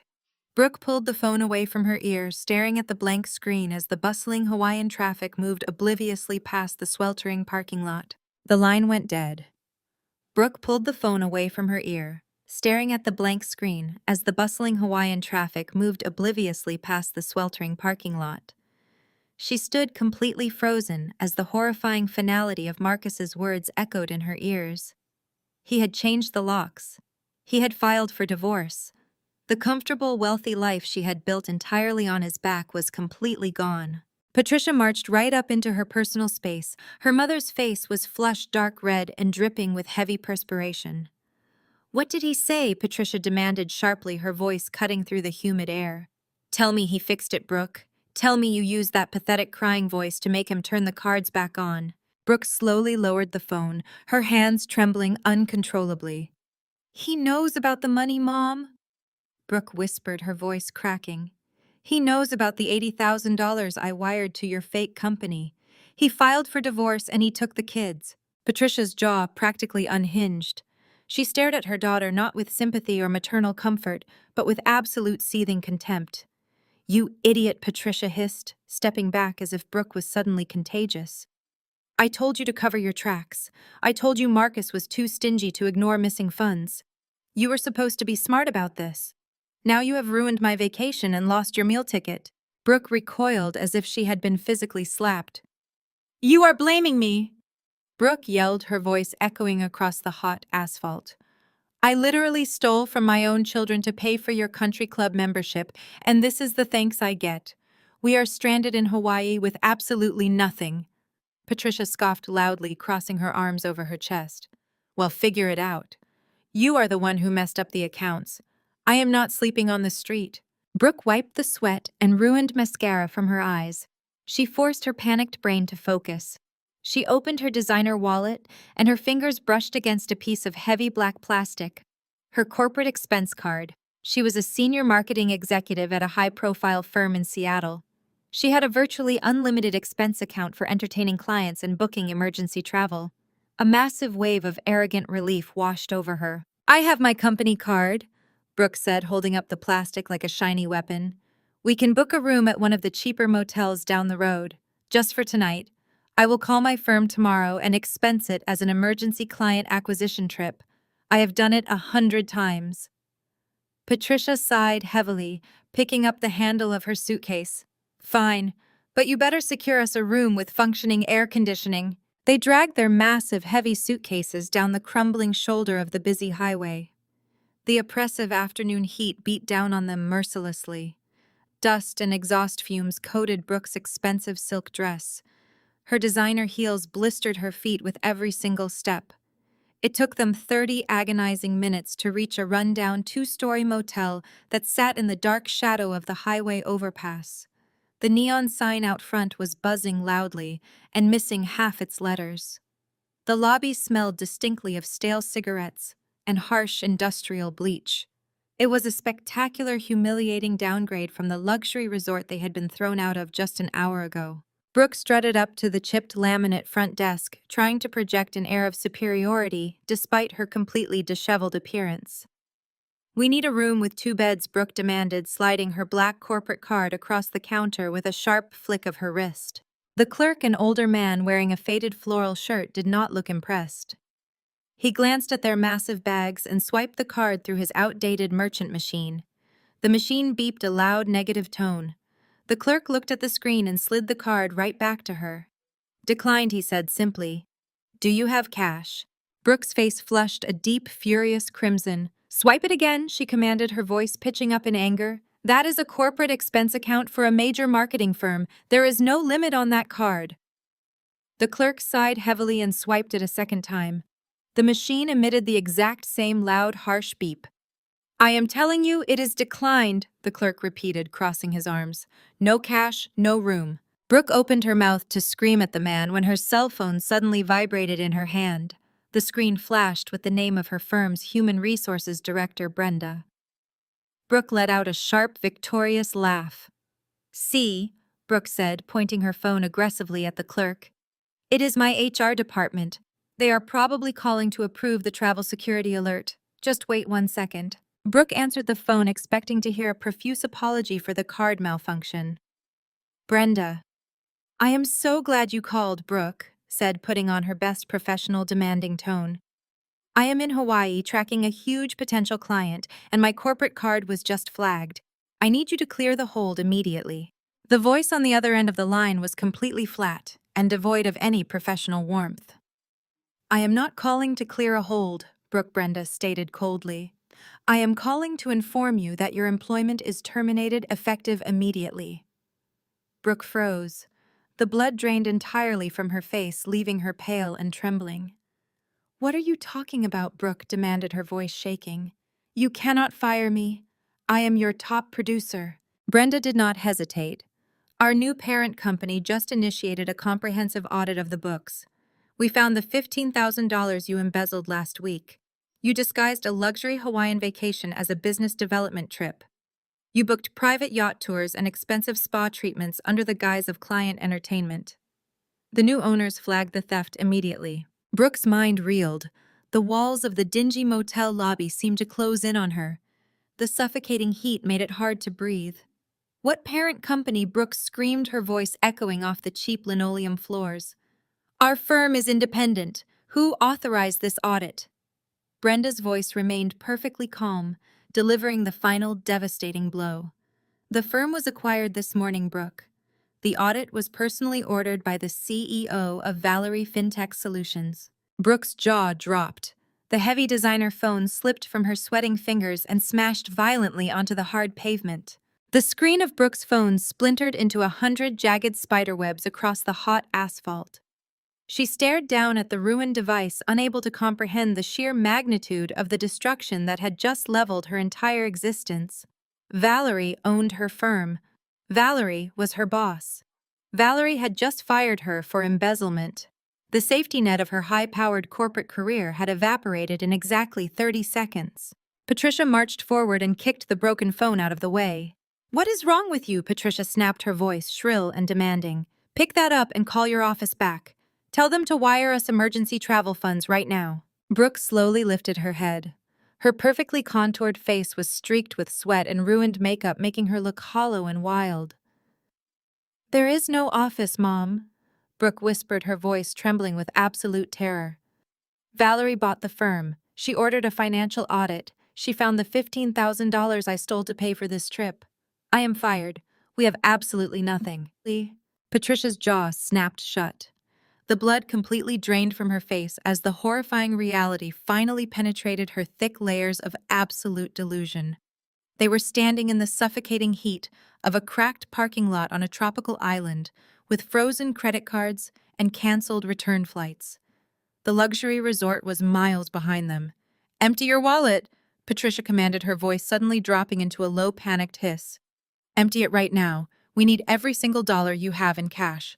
Brooke unzipped her heavy designer bag and dumped the contents onto the hood of a rusted car parked nearby. Patricia did the same. They frantically smoothed out crumpled bills and counted loose change like desperate scavengers. Between the two of them, they managed to scrape together exactly $240 in physical cash. It was barely enough to survive a single night, let alone finance a luxury Hawaiian vacation. With no other options, they were forced to swallow their immense pride and drag their oversized luxury suitcases back into the dingy lobby of the cheap motel. Brooke kept her head bowed in absolute humiliation as she handed the stack of crumpled bills to the clerk she had just verbally abused minutes earlier. He did not say a word. He simply counted the money, slid a heavy brass key across the chipped laminate counter, and pointed toward the outdoor stairwell. Room 214 was an absolute nightmare. Brooke pushed open the flimsy wooden door and was instantly hit by the overwhelming stench of stale cigarette smoke, industrial bleach, and ancient mildew. The carpet was a sickening shade of brown covered in questionable dark stains that looked decades old. The air conditioning unit in the window was completely dead, offering zero relief from the suffocating tropical humidity. A single ceiling fan rattled violently overhead, doing nothing but pushing the hot, foul air around the cramped space. Patricia dropped her heavy leather suitcase onto the floor with a loud thud. The vibration sent a massive, dark brown cockroach scurrying rapidly across the peeling yellow wallpaper. Patricia let out a blood-curdling shriek and jumped back, pressing herself against the stained wooden door. "I am not sleeping in this filthy, infected disease trap," Patricia screamed, her voice vibrating with pure hysteria. "This is a complete disaster. How could you let this happen, Brooke? You were supposed to be the smart one. You were supposed to have everything handled," Brooke snapped. The fragile, toxic alliance that had bound them together for decades violently shattered right there in the sweltering heat of the roach-infested room. "How could I let this happen?" Brooke roared, spinning around to face her mother with pure venom in her eyes. "You are blaming me for this. You are the one who grabbed Valerie's bank card and slammed it on the counter at the airport. I told you to leave her alone.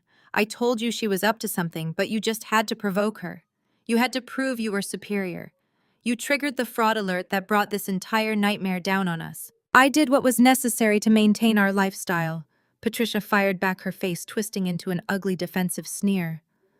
"I raised you to be flawless. I raised you to secure a wealthy husband so we would never have to worry about money again.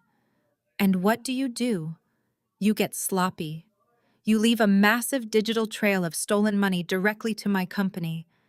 You could not even keep Marcus interested enough to stop him from checking his own bank statements.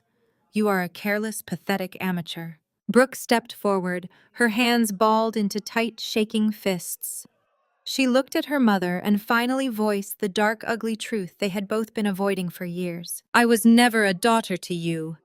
Brooke spat, her voice dripping with sheer disgust. "I was just your personal ATM. You are a parasitic, washed-up socialite holding on to your precious country club status with money I had to steal from my own children.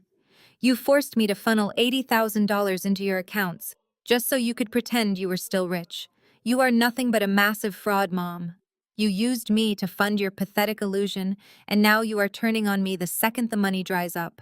"You ungrateful little brat!" Patricia screamed, lunging forward and pointing a shaking finger directly at Brooke's face.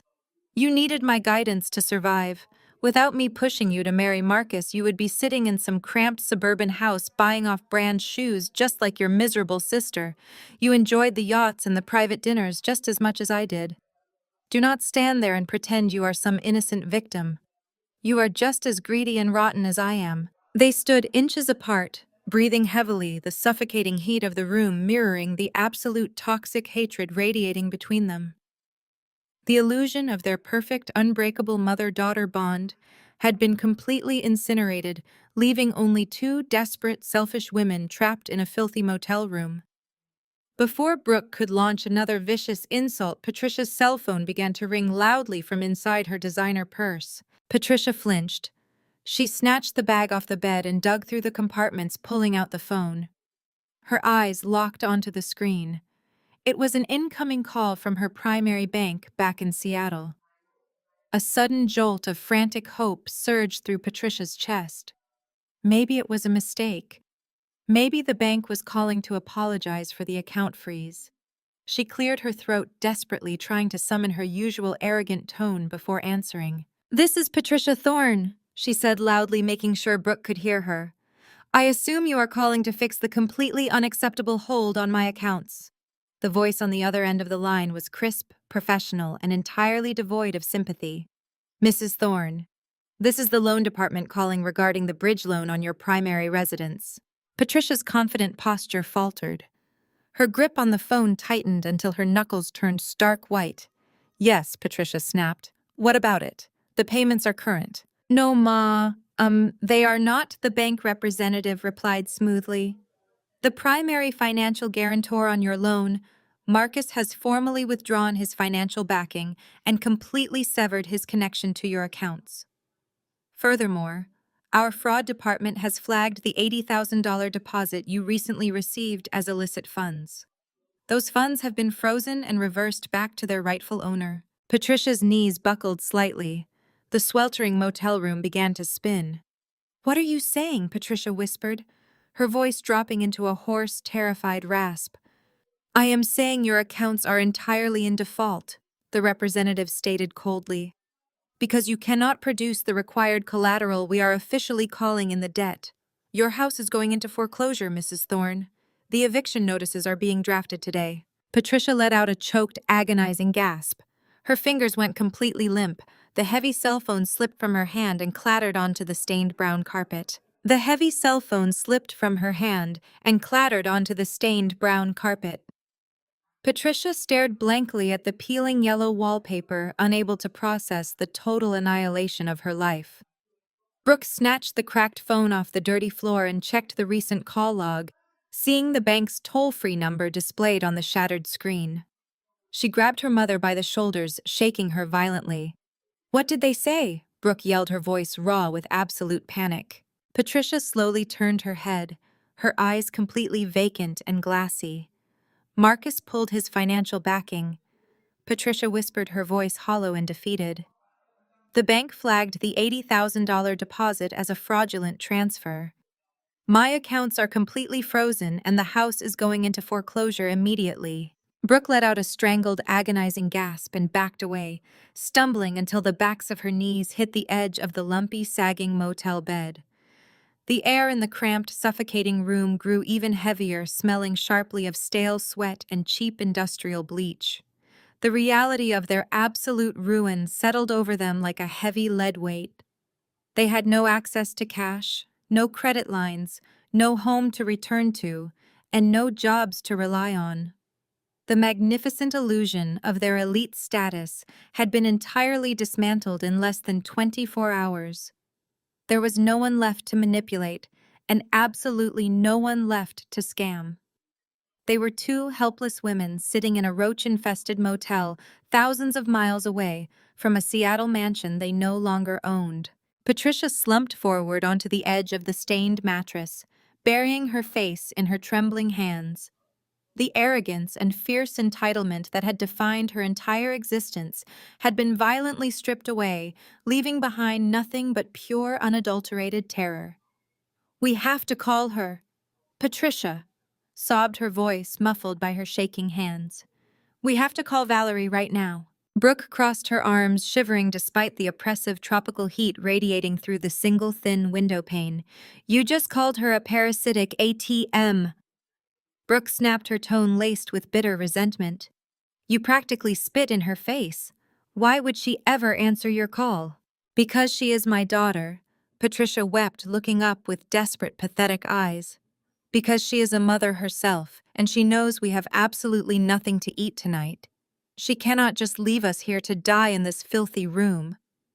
Brooke handed the cracked phone back to Patricia, her expression grim and entirely hopeless. "Then you better beg Mom. You better beg like your actual life depends on it, because right now it literally does." 9 time zones away, the golden hour sun was casting a warm, spectacular glow over the ancient city of Rome. I stood on the sprawling marble balcony of my private rented villa, overlooking the historic terracotta rooftops and the distant iconic dome of the Pantheon. The transition from the yacht on the Amalfi Coast to the heart of the Italian capital had been seamless, handled entirely by my private concierge team. A gentle evening breeze rustled the sheer linen curtains framing the open terrace doors. I swirled the rich red wine in my crystal glass, taking in the vibrant sounds of the city below. The contrast between my current reality and the miserable existence I had endured for years under my family's control was absolute. My phone rested on the wrought iron table beside me. When the screen lit up with an incoming call from Patricia, I did not immediately reach for it. I let it ring. I watched the caller ID flash against the beautiful Roman sunset. I knew exactly what was happening on the other end of that line. The bank had dropped the final hammer, and the sheer desperation had finally broken her pride. On the final ring before it went to voicemail, I picked up the device and answered. I did not say a single word. I simply held the phone to my ear, listening to the ragged, heavy breathing on the other side. Valerie, Patricia croaked. There was no screaming this time. There was no arrogant, commanding tone and absolutely no manufactured indignation. There was only the pathetic, broken weeping of a woman who had lost absolutely everything. Valerie, please. Patricia begged, her voice cracking into a high-pitched, desperate sob. I am sorry. I am so terribly sorry for everything. We have no food. My cards are entirely blocked, and the bank just called to tell me my house is being foreclosed on. Brooke lost her job. We are trapped in a disgusting motel, and we have absolutely zero cash. Please just buy us tickets home. Spy. I leaned against the smooth marble balustrade, looking out over the centuries-old architecture. Do you remember 5 years ago? Mom? I asked, my voice dangerously quiet and completely stripped of emotion. Do you remember when I came to your massive house in the pouring rain, begging for a small temporary loan because I could not afford Leo's asthma medication? Patricia gasped a wet, pathetic sound over the line. Valerie, please do not do this to me. I remember exactly what you said to me while you were holding a glass of expensive champagne. I continued, my tone dropping into a freezing clinical register. You looked at my crying child, and you told me that struggle builds character. I paused, letting the weight of her own cruel words crash down on her in that suffocating motel room. Consider this your character-building era. Patricia let out a loud, agonizing wail. You cannot leave us here, Valerie. We will do anything. We just want to go home. I took a slow sip of my wine, tasting the rich, dark fruit notes. I am feeling generous today, Mom, I said, my voice turning razor sharp. So I will send exactly 2 economy middle seat tickets on a red-eye flight. You will be seated right next to the bathroom all the way back to Seattle. I will email the boarding passes in 5 minutes. Take it or walk home. Before she could utter another pathetic sob, I pulled the phone away and ended the call. The dull thud of the plastic hitting the floor felt like a judge's gavel slamming down on their entire lives. Patricia stared blankly at the wall, her chest heaving with shallow, erratic breaths. The foreclosure was real. The eviction was real. The money was entirely gone. We have to sell the bags, Brooke said, her voice devoid of any emotion. It was a flat, dead sound. Patricia slowly turned her head, looking at the matching set of pristine Louis Vuitton and Chanel luggage, taking up half the cramped motel room. Those are custom, Patricia whispered, her voice trembling. They cost more than most people make in a year. Well, right now we are starving and we need a taxi to the airport, Brooke replied, grabbing the handle of her largest suitcase. Grab your things, Mom. We are going to a pawn shop. 2 hours later, the absolute degradation of their reality was complete. They stood on the sticky sidewalk outside a dingy strip mall pawn shop, holding their remaining designer clothes in thin black plastic trash bags. The pawnbroker had taken one look at their desperate, sweating faces and offered them exactly $300 for the entire luggage collection. They had no choice but to take it. They used the cash to buy 2 stale sandwiches from a gas station and a cheap cab ride to the Honolulu airport. The international terminal was a bustling, chaotic nightmare of tourists and families. Brooke and Patricia usually breezed through the private VIP security lanes, flashing platinum cards and demanding priority service. Tonight, they stood at the very back of the longest economy line, clutching their garbage bags like common vagrants. Brooke's silk dress was wrinkled and stained. Patricia's blowout had completely collapsed, leaving her hair stringy and flat against her sweating forehead. They printed Valerie's boarding passes at the self-serve kiosk. Brooke stared at the seating assignment and felt a fresh wave of intense nausea. Row 55. Seats E and F. Valerie had kept her cruel promise. They were assigned the very last row of the aircraft middle seats, directly wedged against the economy bathrooms, for a grueling 14-hour red-eye flight. Boarding the plane was a brutal exercise in public humiliation. They shuffled down the narrow aisle, bumping their plastic trash bags against the seated passengers. When they finally reached row 55, the stench of the chemical toilets was already overpowering.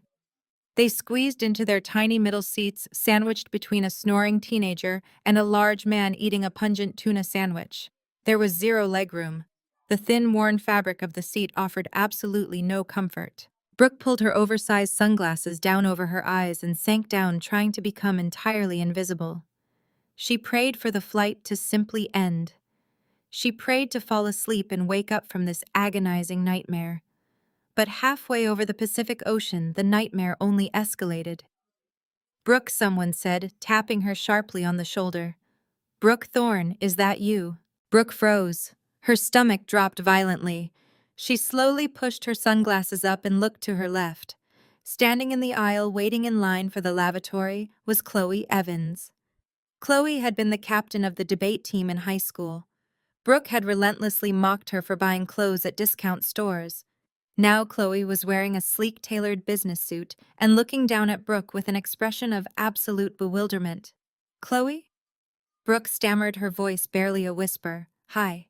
I thought that was you, Chloe," said, her eyes darting from Brooke's stained dress to the black garbage bag stuffed under the seat in front of her. "But I was so confused. I just saw your Instagram post from yesterday. You tagged yourself in the Emirates first-class suite sipping vintage champagne. What are you doing back here in row 55? Brooke's face burned with a heat so intense she thought her skin might actually melt off. The entire row of passengers seemed to quiet down, tuning in to the public spectacle. "Oh well," Brooke choked out, a desperate, frantic lie forming on her tongue. "The airline made a terrible mistake. They overbooked the premium cabin. I am actually suing them right now for the inconvenience. It is a whole legal disaster." Chloe raised an eyebrow, looking utterly unconvinced. She glanced at Patricia, who was pretending to be asleep with her mouth hanging slightly open. "Right," Chloe said slowly. "Well, I am in seat 2A if you want to come up and grab a drink later. They have a great wine selection up in first class.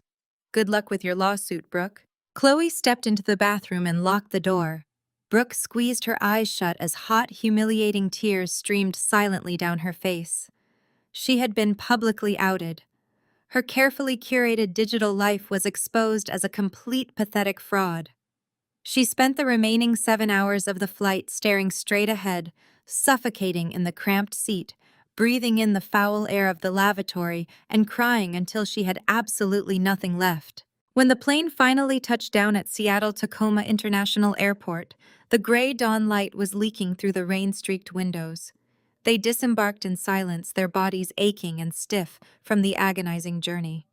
They dragged their plastic trash bags through the terminal, moving like hollow ghosts. Normally, a sleek black town car would be idling at the curb, waiting to whisk them back to their luxurious estates. Today, there was absolutely nothing. The Seattle rain was pouring down in icy, heavy sheets. They stood under the concrete overhang, shivering violently in their thin Hawaiian resort wear. Their bank accounts were frozen. Their credit cards were useless. They had spent their last physical dollar on a bottle of water during a layover. Brooke looked at her mother. Patricia's face was gray and deeply lined. The fierce matriarch who had controlled their lives with an iron fist looked old, broken, and entirely defeated. "We need to get to my apartment," Brooke said, her teeth chattering loudly. "We need bus fare, Mom." Patricia stared out at the relentless freezing rain. She slowly turned her head and looked at a businessman waiting for a taxi nearby. He was wearing an expensive trench coat and checking his watch. Patricia Thorne, the woman who hosted charity galas and mocked the poor, took a slow, trembling step toward the stranger. "Excuse me, sir," Patricia said, her voice cracking with profound, utter shame. "Do you have $3 in change? We need to catch the public bus." The businessman looked at Patricia with a mixture of pity and utter disgust before reaching into his tailored pocket. He dropped a crumpled $5 bill into her shaking hand without making eye contact, and quickly stepped away as if their sudden poverty was a contagious disease. The 2-hour transit ride from the airport to the affluent Seattle suburbs was a grueling masterclass in absolute degradation. Patricia and Brooke sat huddled together on hard plastic seats, gripping their black garbage bags as commuters openly stared at them. The bus smelled of wet wool and cheap coffee. Brooke kept her oversized sunglasses firmly pushed over her face, praying no one would recognize the former senior marketing director sitting next to a puddle of spilled soda. When they finally stepped off the bus, at the edge of Patricia's exclusive gated community, the rain was still coming down in freezing heavy sheets. They dragged their trash bags up the winding manicured driveway of Patricia's sprawling estate. The physical exertion was agonizing. Patricia was already muttering frantically under her breath about getting inside, taking a long hot shower, pouring a massive glass of scotch, and calling her personal banker to fix this absurd temporary misunderstanding. But as they rounded the tall privacy hedges guarding the front of the property, Patricia stopped dead in her tracks. Slammed directly into the center of the perfectly cut front lawn was a massive glaring neon green sign. Foreclosure, property of the bank, no trespassing. Patricia dropped her trash bag. It hit a deep rain puddle with a loud, wet slap. No, Patricia gasped, her hands flying to her mouth. No, this is illegal. They cannot do this. I have lived here for 30 years. Brooke stared at the wooden sign, feeling the last shredded piece of her sanity snap. She watched as their next-door neighbor, Mrs. Carmichael, slowly rolled past in her luxury Range Rover.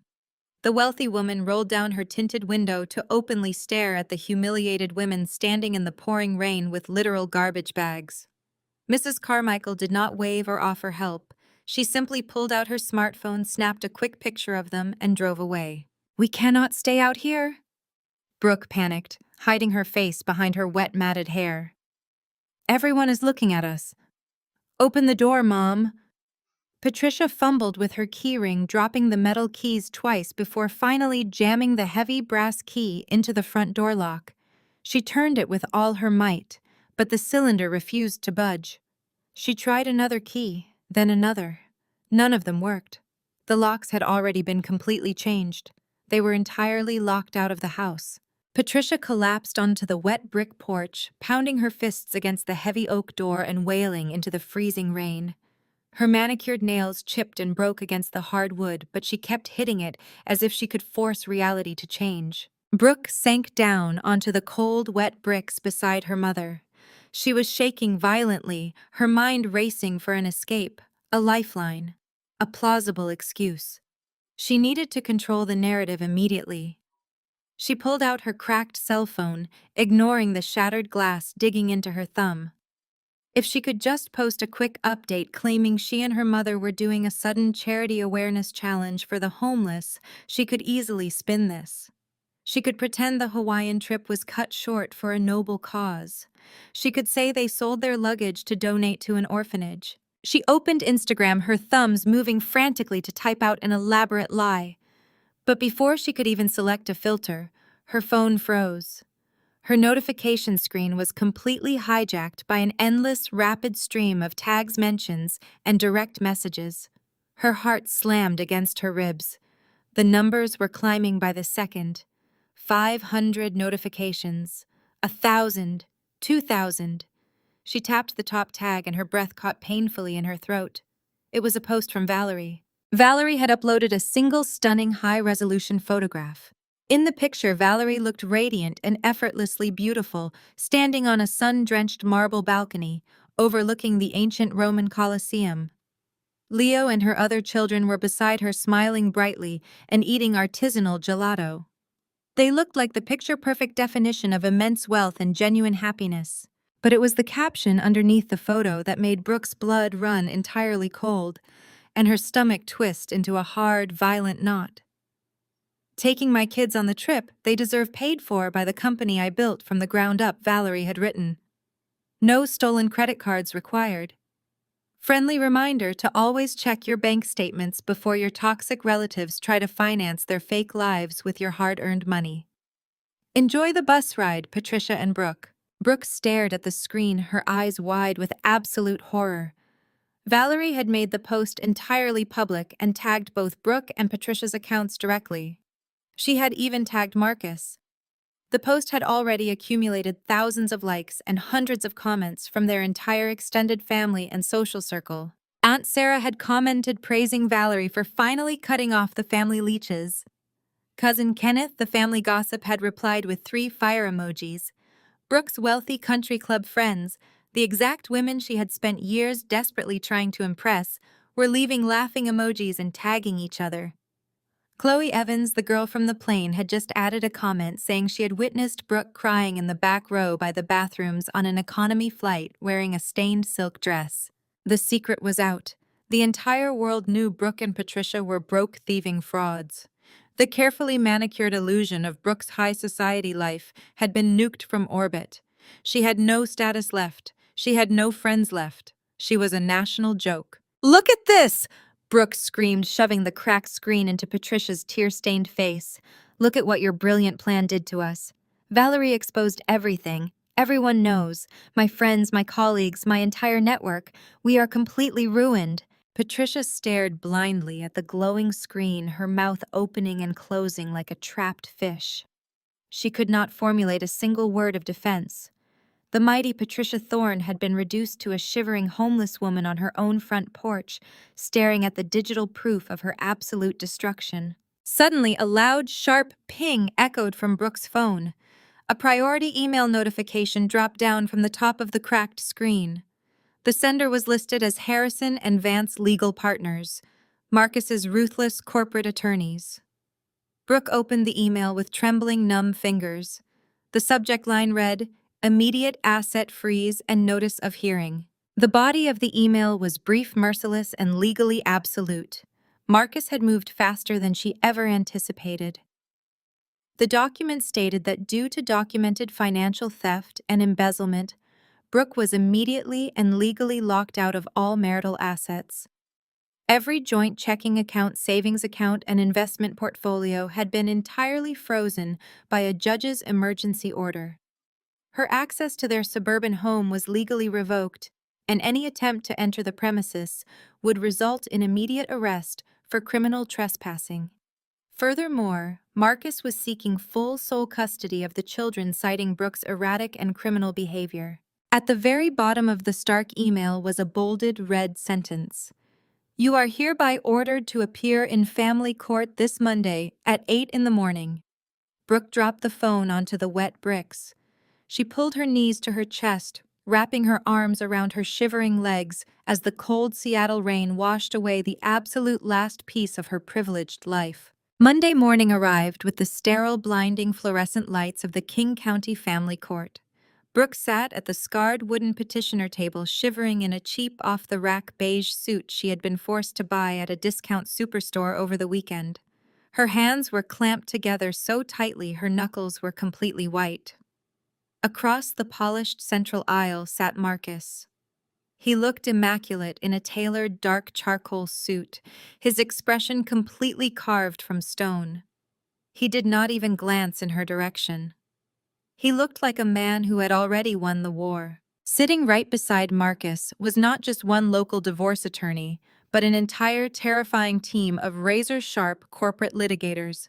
Valerie had clearly deployed her own elite legal strike force to ensure Brooke was utterly and completely annihilated. Brooke's lawyer, a frantic, overworked public defender type named Higgins, stood up and immediately launched into a practiced theatrical routine.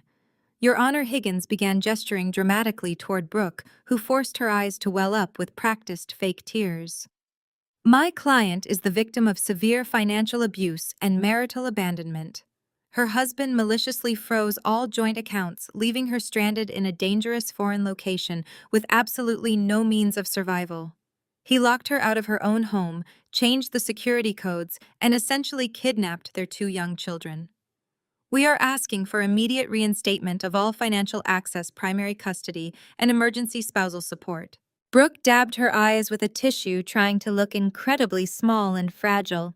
She waited for the judge, a stern older woman named Judge Hernandez, to look at her with warm sympathy.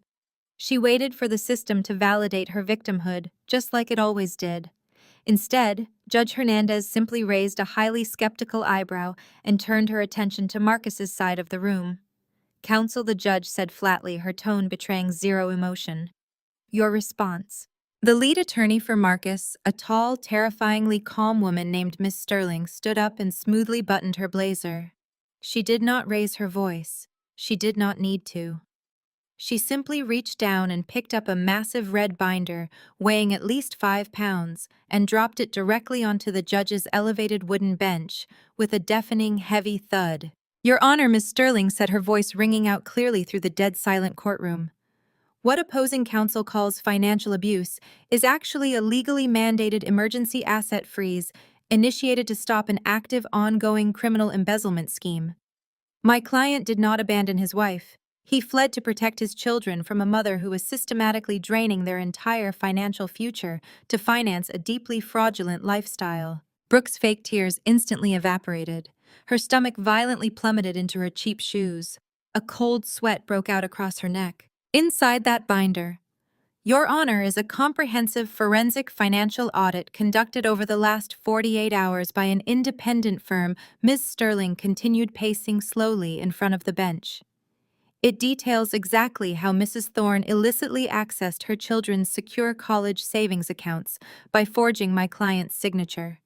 It shows the exact digital wire transfers routing $150,000 into a fake shell corporation called Golden Horizon Holdings, a bogus company legally registered to her mother, Patricia, who is sitting right there in the third row of the gallery." Every single head in the courtroom whipped around to look at Patricia. Patricia shrank back into the hard wooden bench, covering her face with her purse, looking like she wanted the floor to open up and swallow her whole. Brooke shot out of her chair, her rising panic overriding all common sense and legal decorum. "That is a lie," Brooke screamed, pointing a shaking finger directly at Marcus. "It was a secure investment. I was growing our money. He is just trying to ruin me because he is jealous of my professional success. You have to listen to me." "Sit down, Mrs. Thorne," Judge Hernandez barked, her voice cracking through the room like a heavy whip. "You will speak only when spoken to, or I will have the bailiff physically remove you from my courtroom." Brooke practically collapsed back into her chair, her heart hammering against her ribs like a trapped bird. She stared at Miss Sterling with wide, terrified eyes. Miss Sterling simply opened a duplicate binder on her own table and adjusted her glasses. "The audit goes much deeper. Your Honor, we have verified corporate records showing Mrs. Thorne embezzling $15,000 from her former employer just last week to pay for luxury Hawaiian resort accommodations. We have credit card statements proving she spent $30,000 in marital funds on designer handbags, cosmetic procedures, and country club fees in the last quarter alone, all while aggressively hiding the mounting debt from her husband. She is a profound flight risk, a proven financial predator, and an active danger to the emotional and financial stability of her own children." Judge Hernandez slowly put on her reading glasses and spent the next 10 agonizing minutes flipping through the heavy red binder. The silence in the courtroom was absolute and utterly terrifying. The only sound was the sharp crinkle of the thick paper as the judge absorbed the undeniable mathematical proof of Brooke's complete moral bankruptcy. Page after page of forged documents, stolen funds, and luxury receipts painted a picture of a monster. Finally, the judge closed the massive binder. She took off her glasses and looked down at Brooke. The expression on the judge's face was one of pure, unadulterated disgust. "I have presided over family court for 22 years, Judge Hernandez said, her voice vibrating with cold, furious authority. "I have seen bitter divorces. I have seen immense greed. But this level of calculated maternal betrayal is truly staggering. You did not just make a poor financial investment, Mrs. Thorne. You stole from your own children's future to fund a fake lifestyle. You took the money meant for their education, their security, their entire foundation, and you handed it to your mother so you could both pretend to be wealthy socialites. It is absolutely repulsive." Brooke opened her mouth to beg, to plead, to spin one last desperate, miserable lie, but her throat was completely dry. No words came out. The crushing weight of her reality finally paralyzed her tongue. "I am ruling immediately," Judge Hernandez declared, picking up her heavy black pen. "The emergency asset freeze remains permanently in effect. Given the extreme financial volatility, the proven history of theft, and the active criminal investigations currently surrounding the petitioner, I am awarding Marcus full sole legal and physical custody of both children, effectively immediately. You will have zero visitation rights until a court-appointed psychologist deems you fit to even be in the same room as them. Brooke let out a loud, agonizing gasp. No! She wailed, gripping the edge of the table so hard her fingernails dug into the wood. You cannot take my kids. I am their mother. You cannot do this to me. You forfeited that sacred privilege when you robbed them blind, the judge snapped back without a single ounce of pity. Furthermore, Mrs. Thorne, you are hereby court-ordered to repay the stolen $150,000 to the Children's Trust Fund in full. You are entirely legally responsible for the massive credit card debt you incurred under false pretenses. You will receive absolutely zero spousal support and zero marital assets until this stolen money is completely accounted for and returned. You are leaving this marriage with exactly what you brought into it, nothing. The judge picked up her wooden gavel and slammed it down hard onto the sounding block. The sharp, loud crack echoed like a gunshot, signaling the absolute end of Brooke's privileged life. We are adjourned, the judge announced, standing up and turning her back on the courtroom. Brooke sat completely paralyzed in her chair. The buzzing fluorescent lights above her felt blindingly bright. She had walked into the courtroom hoping to manipulate the system one last time, to cry her way out of consequences just like she had her entire life. Now she was walking out with no husband, no children, no home, and hundreds of thousands of dollars in staggering, insurmountable debt. She was drowning, and there was absolutely no one left to save her. Patricia grabbed Brooke by the soaked collar of her cheap beige suit and hauled her violently to her feet. Get up! Patricia snarled, the freezing rain plastering her thinning hair to her skull. We are not dying on this porch. We are going downtown. We are going to your sister. Brooke stumbled forward, her ruined designer heels slipping on the wet pavement. They used the 3 crumpled dollars Patricia had begged off the businessman to board a damp, crowded city bus, heading straight into the heart of the Seattle financial district. The ride took 40 agonizing minutes. Brooke stared out the streaked window, shivering uncontrollably, while Patricia sat rigidly beside her, muttering under her breath about ungrateful children and temporary setbacks. They stepped off the bus onto the pristine sidewalks of downtown Seattle. Looming directly above them, casting a massive shadow over the entire block, was a towering skyscraper of dark reflective glass. Etched into the brushed steel monument near the grand entrance were 3 simple words: Valerie FinTech Solutions. Brooke felt a fresh wave of nausea hit her empty stomach. Her sister owned the entire building. The sheer scale of Valerie's wealth was suddenly terrifyingly physical. Patricia did not hesitate. She marched through the revolving glass doors, her soaked clothing dripping onto the immaculate white marble floor of the lobby. Brooke trailed behind her, looking over her shoulder like a hunted animal. The lobby was filled with sharp executives in tailored suits, who immediately stepped aside, giving the 2 dripping, disheveled women a wide, disgusted berth. Patricia slammed her hands down on the sleek, polished reception desk. The receptionist, a young man with a flawless silk tie, blinked in absolute shock as a puddle of rainwater began to form around Patricia's cheap plastic trash bags. I am Patricia Thorne. Patricia barked, her voice echoing loudly across the quiet lobby. I am the mother of your CEO. Call Valerie right now and tell her I demand to be led up to her office. It is an absolute emergency. 2 massive security guards immediately stepped forward, their hands resting cautiously on their utility belts. Ma, you cannot be in here looking like this, one of the guards stated firmly. I need to ask you to step outside before we physically remove you. Do not touch me, Patricia shrieked, swatting her wet hand through the air. Call my daughter. The receptionist exchanged a nervous glance with the guards and picked up his phone. He spoke in hushed, urgent whispers for a few moments before slowly placing the receiver back down. He looked at Patricia with a mixture of confusion and pity. Miss Thorne will see you, the receptionist said, gesturing toward a private bank of elevators tucked behind a frosted glass wall. Take the executive car to the top floor. Patricia shot the security guards a triumphant, venomous glare before dragging her trash bags toward the elevator. Brooke followed silently, her entire body trembling. The elevator ride was terrifyingly swift. The digital numbers above the door climbed rapidly, taking them higher and higher above the city, until the doors slid open with a soft melodic chime. They stepped out onto the penthouse floor.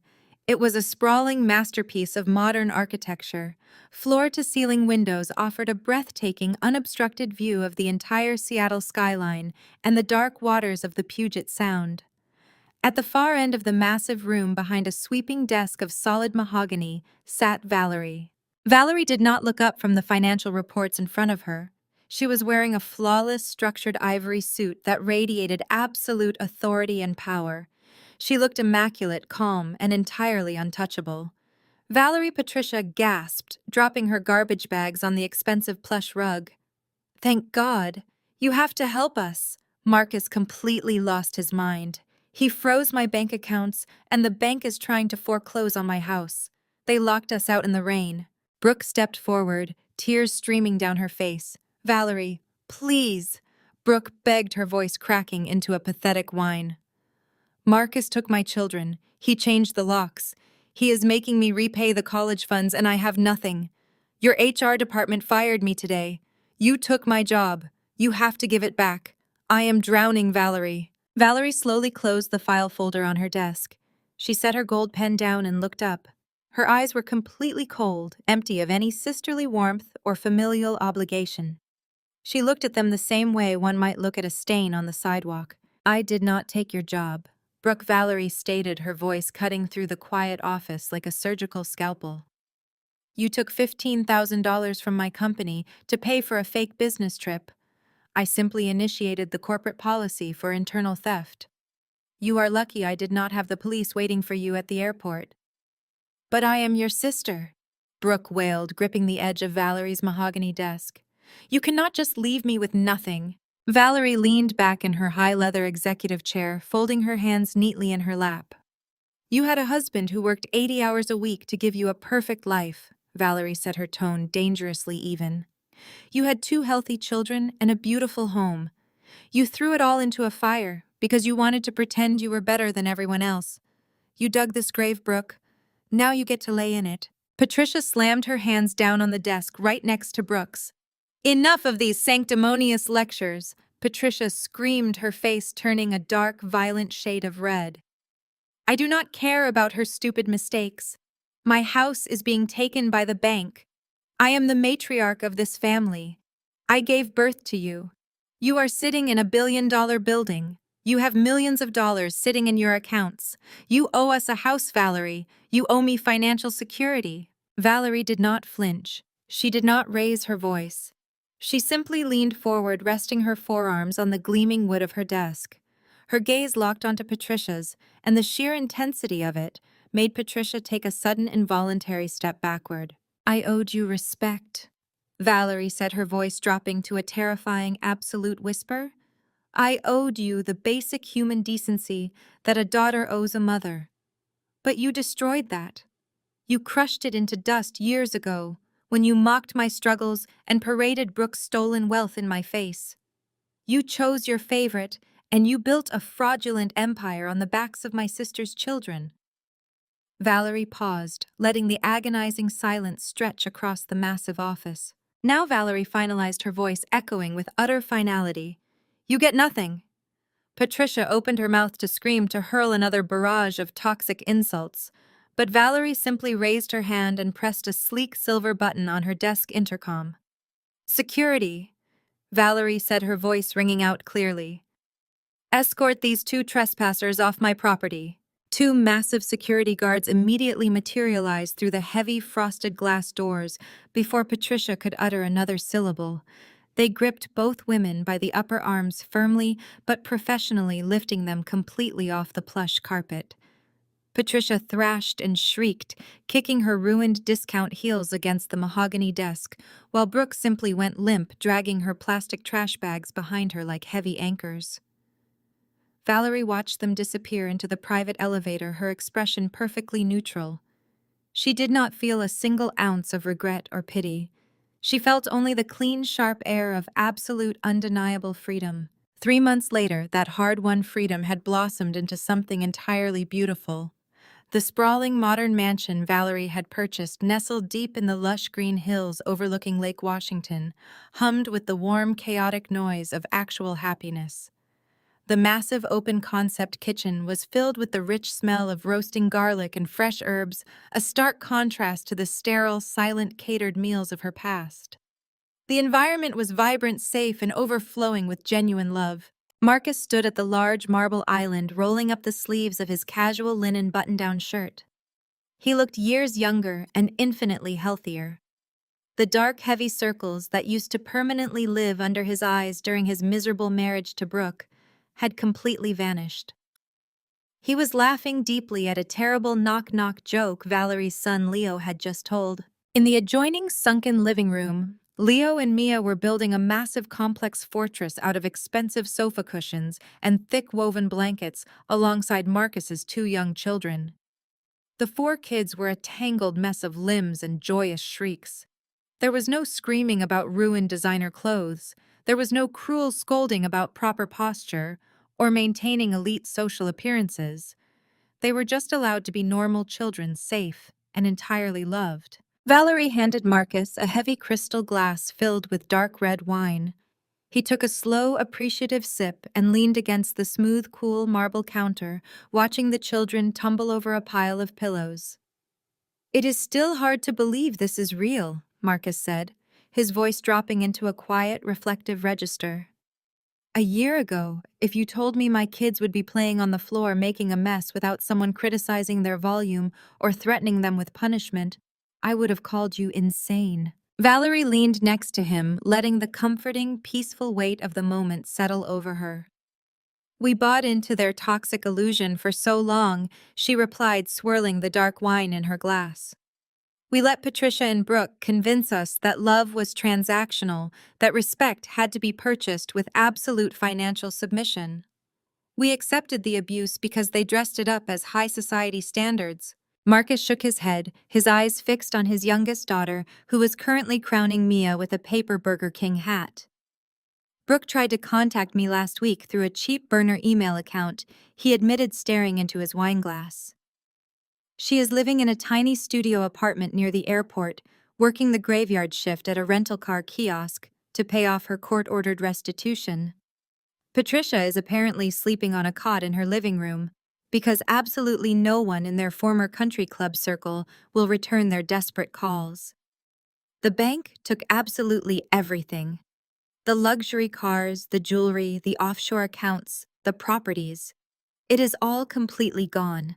Valerie felt no vindictive joy hearing the update. She felt only a profound, heavy sense of closure. "They built a fragile house of cards entirely on our backs," she said quietly. "The exact second we chose to stand up, the entire thing was destined to collapse. You saved your kids, Marcus. You got them out before the poison could permanently infect them." "I did not do it alone," Marcus said, turning to look at Valerie with deep, genuine gratitude. "Your corporate legal team expedited the emergency custody hearing. Your forensic accountants handed the family court judge the exact silver bullets needed to end the war before Brooke could even mount a defense. You gave me my children back, Valerie. I can never repay that kind of debt. You do not owe me anything." Valerie smiled softly, bumping her shoulder gently against his. "We are family. Real family. The kind that actually protects each other instead of bleeding each other dry." The oven timer chimed a sharp, cheerful sound that broke the heavy emotional reflection. Valerie pulled open the sleek stainless steel door, releasing a cloud of savory steam from the roasted chicken. The kids immediately abandoned their pillow fortress, stampeding toward the kitchen island like a herd of hungry elephants. Marcus easily scooped up his youngest son, spinning him around and earning a loud chorus of delighted giggles from the rest of the pack. They gathered around the massive rustic dining table. It was mismatched and beautifully chaotic. Plates were eagerly passed by small hands, and juice was inevitably spilled. Instead of harsh reprimands, the spill was immediately wiped up with loud laughter and jokes.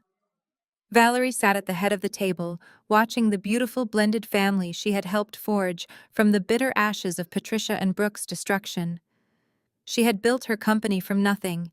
She had secured her children's future.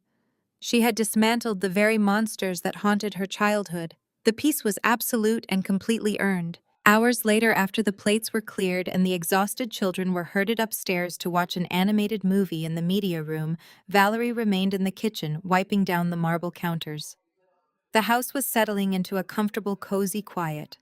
The war was over. The battle lines were erased. Suddenly, her personal cell phone buzzed violently against the hard marble surface. It was a harsh, jarring sound in the peaceful kitchen. She reached over and picked up the device, drying her hands on a linen towel. The screen lit up, displaying a text message from a completely unknown, out-of-state number. Valerie stared at the glowing words, her heart skipping a strange, sudden beat as a cold chill ran rapidly down her spine. She unlocked the screen, her thumb hovering over the smooth glass. The message was not a threat from a corporate rival or a legal summons. It was an image file followed by a frantic block of poorly typed text. Valerie tapped the image, allowing it to fill her screen. She actually had to blink twice to process what she was looking at. It was a selfie taken in the harsh, unforgiving fluorescent lighting of a public restroom. The woman in the photo was Brooke, but she was almost entirely unrecognizable. Gone were the customized silk blouses, the heavy diamond pendants, and the flawless salon blowouts. Instead, Brooke was wearing a stiff, violently yellow polyester uniform shirt with a generic fast food corporate logo stitched over the breast pocket. A cheap black plastic visor was pinned to her head, flattening her unwashed hair against her pale, exhausted face. Her skin looked sallow and broken out, stripped of the expensive serums and chemical peels she used to demand on a weekly basis. She looked absolutely ruined. Beneath the pathetic photograph was a message composed in pure, frantic desperation. "Valerie, please. I know you hate me. I know I deserve it. But I cannot live like this anymore. I am working 70 hours a week, smelling like old grease and sleeping in my car because I cannot make the rent on this horrible tiny studio apartment. Mom is no help. She just cries all day and blames me for losing the house. Please, Valerie. I am so terribly sorry for everything I ever did to you. I am begging you. Just a small loan. Just enough to get me a better place so I can sleep in a real bed. I am your sister. Please do not ignore this." Valerie stood in the quiet warmth of her spectacular kitchen, staring at the glowing screen. She felt the cool, smooth marble of the countertop pressing against her hip. She read the desperate begging words again. Just a small loan. I am your sister. A vivid, razor-sharp memory immediately rose from the dark depths of Valerie's mind. It was 7 years ago in the grand, echoing foyer of Patricia's sprawling estate. Valerie had driven over in her beat-up sedan wearing a cheap, tailored suit from a discount rack, hoping to ask Patricia for a tiny temporary loan to cover Leo's emergency dental surgery. Brooke had been standing by the sweeping mahogany staircase holding 3 first-class tickets to Aspen for a luxury ski weekend. Valerie had swallowed her immense pride and simply asked if she could perhaps come along to the lodge just to help watch Brooke's kids in exchange for a small advance on her salary. Brooke had paused, zipping her pristine white leather ski jacket. She had looked Valerie up and down, her eyes raking over Valerie's scuffed shoes and frayed cuffs with an expression of profound physical disgust. Oh, Valerie Brooke had laughed, a sharp, tinkling sound that echoed cruelly off the marble walls. "Do not be ridiculous. You cannot come to Aspen with us. You are simply not socially acceptable enough to be seen at the private lodge. My friends would have endless questions about why I brought the hired help. It would be incredibly embarrassing for me." Struggle builds character, Val. Maybe you should just work harder instead of begging for handouts. Valerie remembered the intense, burning humiliation of that exact moment. She remembered the way Patricia had smirked from the doorway, silently validating Brooke's incredible cruelty. She remembered walking back to her freezing car, feeling completely worthless, entirely unlovable, and desperately afraid for her son's health. Now, 7 years later, the roles were completely and irreversibly reversed. Brooke was the one wearing the uniform of the working class she had so viciously mocked. Brooke was the one typing out desperate begging messages from a filthy public restroom. Brooke was the one suffocating under the weight of her own manufactured destruction.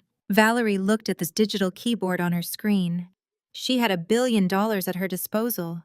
She had an army of ruthless corporate lawyers.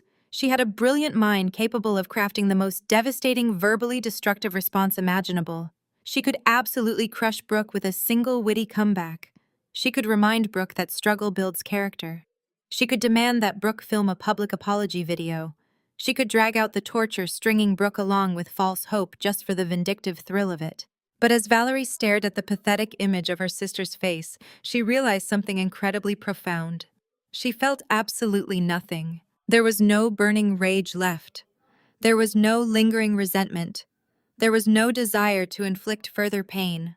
The burning hot fire of vengeance that had fueled her for so many long, exhausting years had completely burned itself out. Looking at Brooke's miserable yellow polyester uniform, Valerie did not feel triumph. She just felt tired of the absolute waste of human potential. Valerie did not type a single word. She did not draft a witty comeback. She did not screenshot the message to mock it with Marcus. She did not engage in the toxic cycle of abuse that her mother had meticulously designed and her sister had eagerly perpetuated. Instead, Valerie simply tapped the small information icon at the top of the screen. A menu dropped down offering several administrative options. Her finger hovered steadily over the glass screen for one final quiet second. She pressed block caller. A small red prompt appeared asking her to confirm the absolute deletion of this contact from her device. Valerie pressed confirm. The message, the photo, the frantic begging, and the ghost of Brooke Thorne instantly vanished into the digital void. Valerie pressed the power button on the side of her phone, holding it down until the screen went completely black. She set the heavy device face down on the kitchen island, pushing it away from her. She turned her back on the counter and looked through the wide arched doorway into the living room. The fire was crackling warmly in the massive stone hearth, casting a beautiful golden glow across the room. Marcus was sitting cross-legged on the thick rug with Leo on his back, acting like a bucking bronco, while the other children cheered and threw soft pillows at him. The room was ringing with loud, uninhibited, joyful laughter. It was a sound that Patricia's cold, sterile mansion had never once experienced. Valerie walked slowly out of the kitchen, leaving the ghost of her past behind her in the dark. She stepped down into the living room, the soft rug cushioning her bare feet. Marcus looked up, his face flushed and smiling, pushing a stray lock of hair out of his eyes. He caught her gaze, and his expression softened instantly, radiating a deep, quiet understanding and absolute safety. "Everything okay?" Marcus asked gently, pausing the roughhousing for a brief second. Valerie looked at the man who had survived the exact same war she had.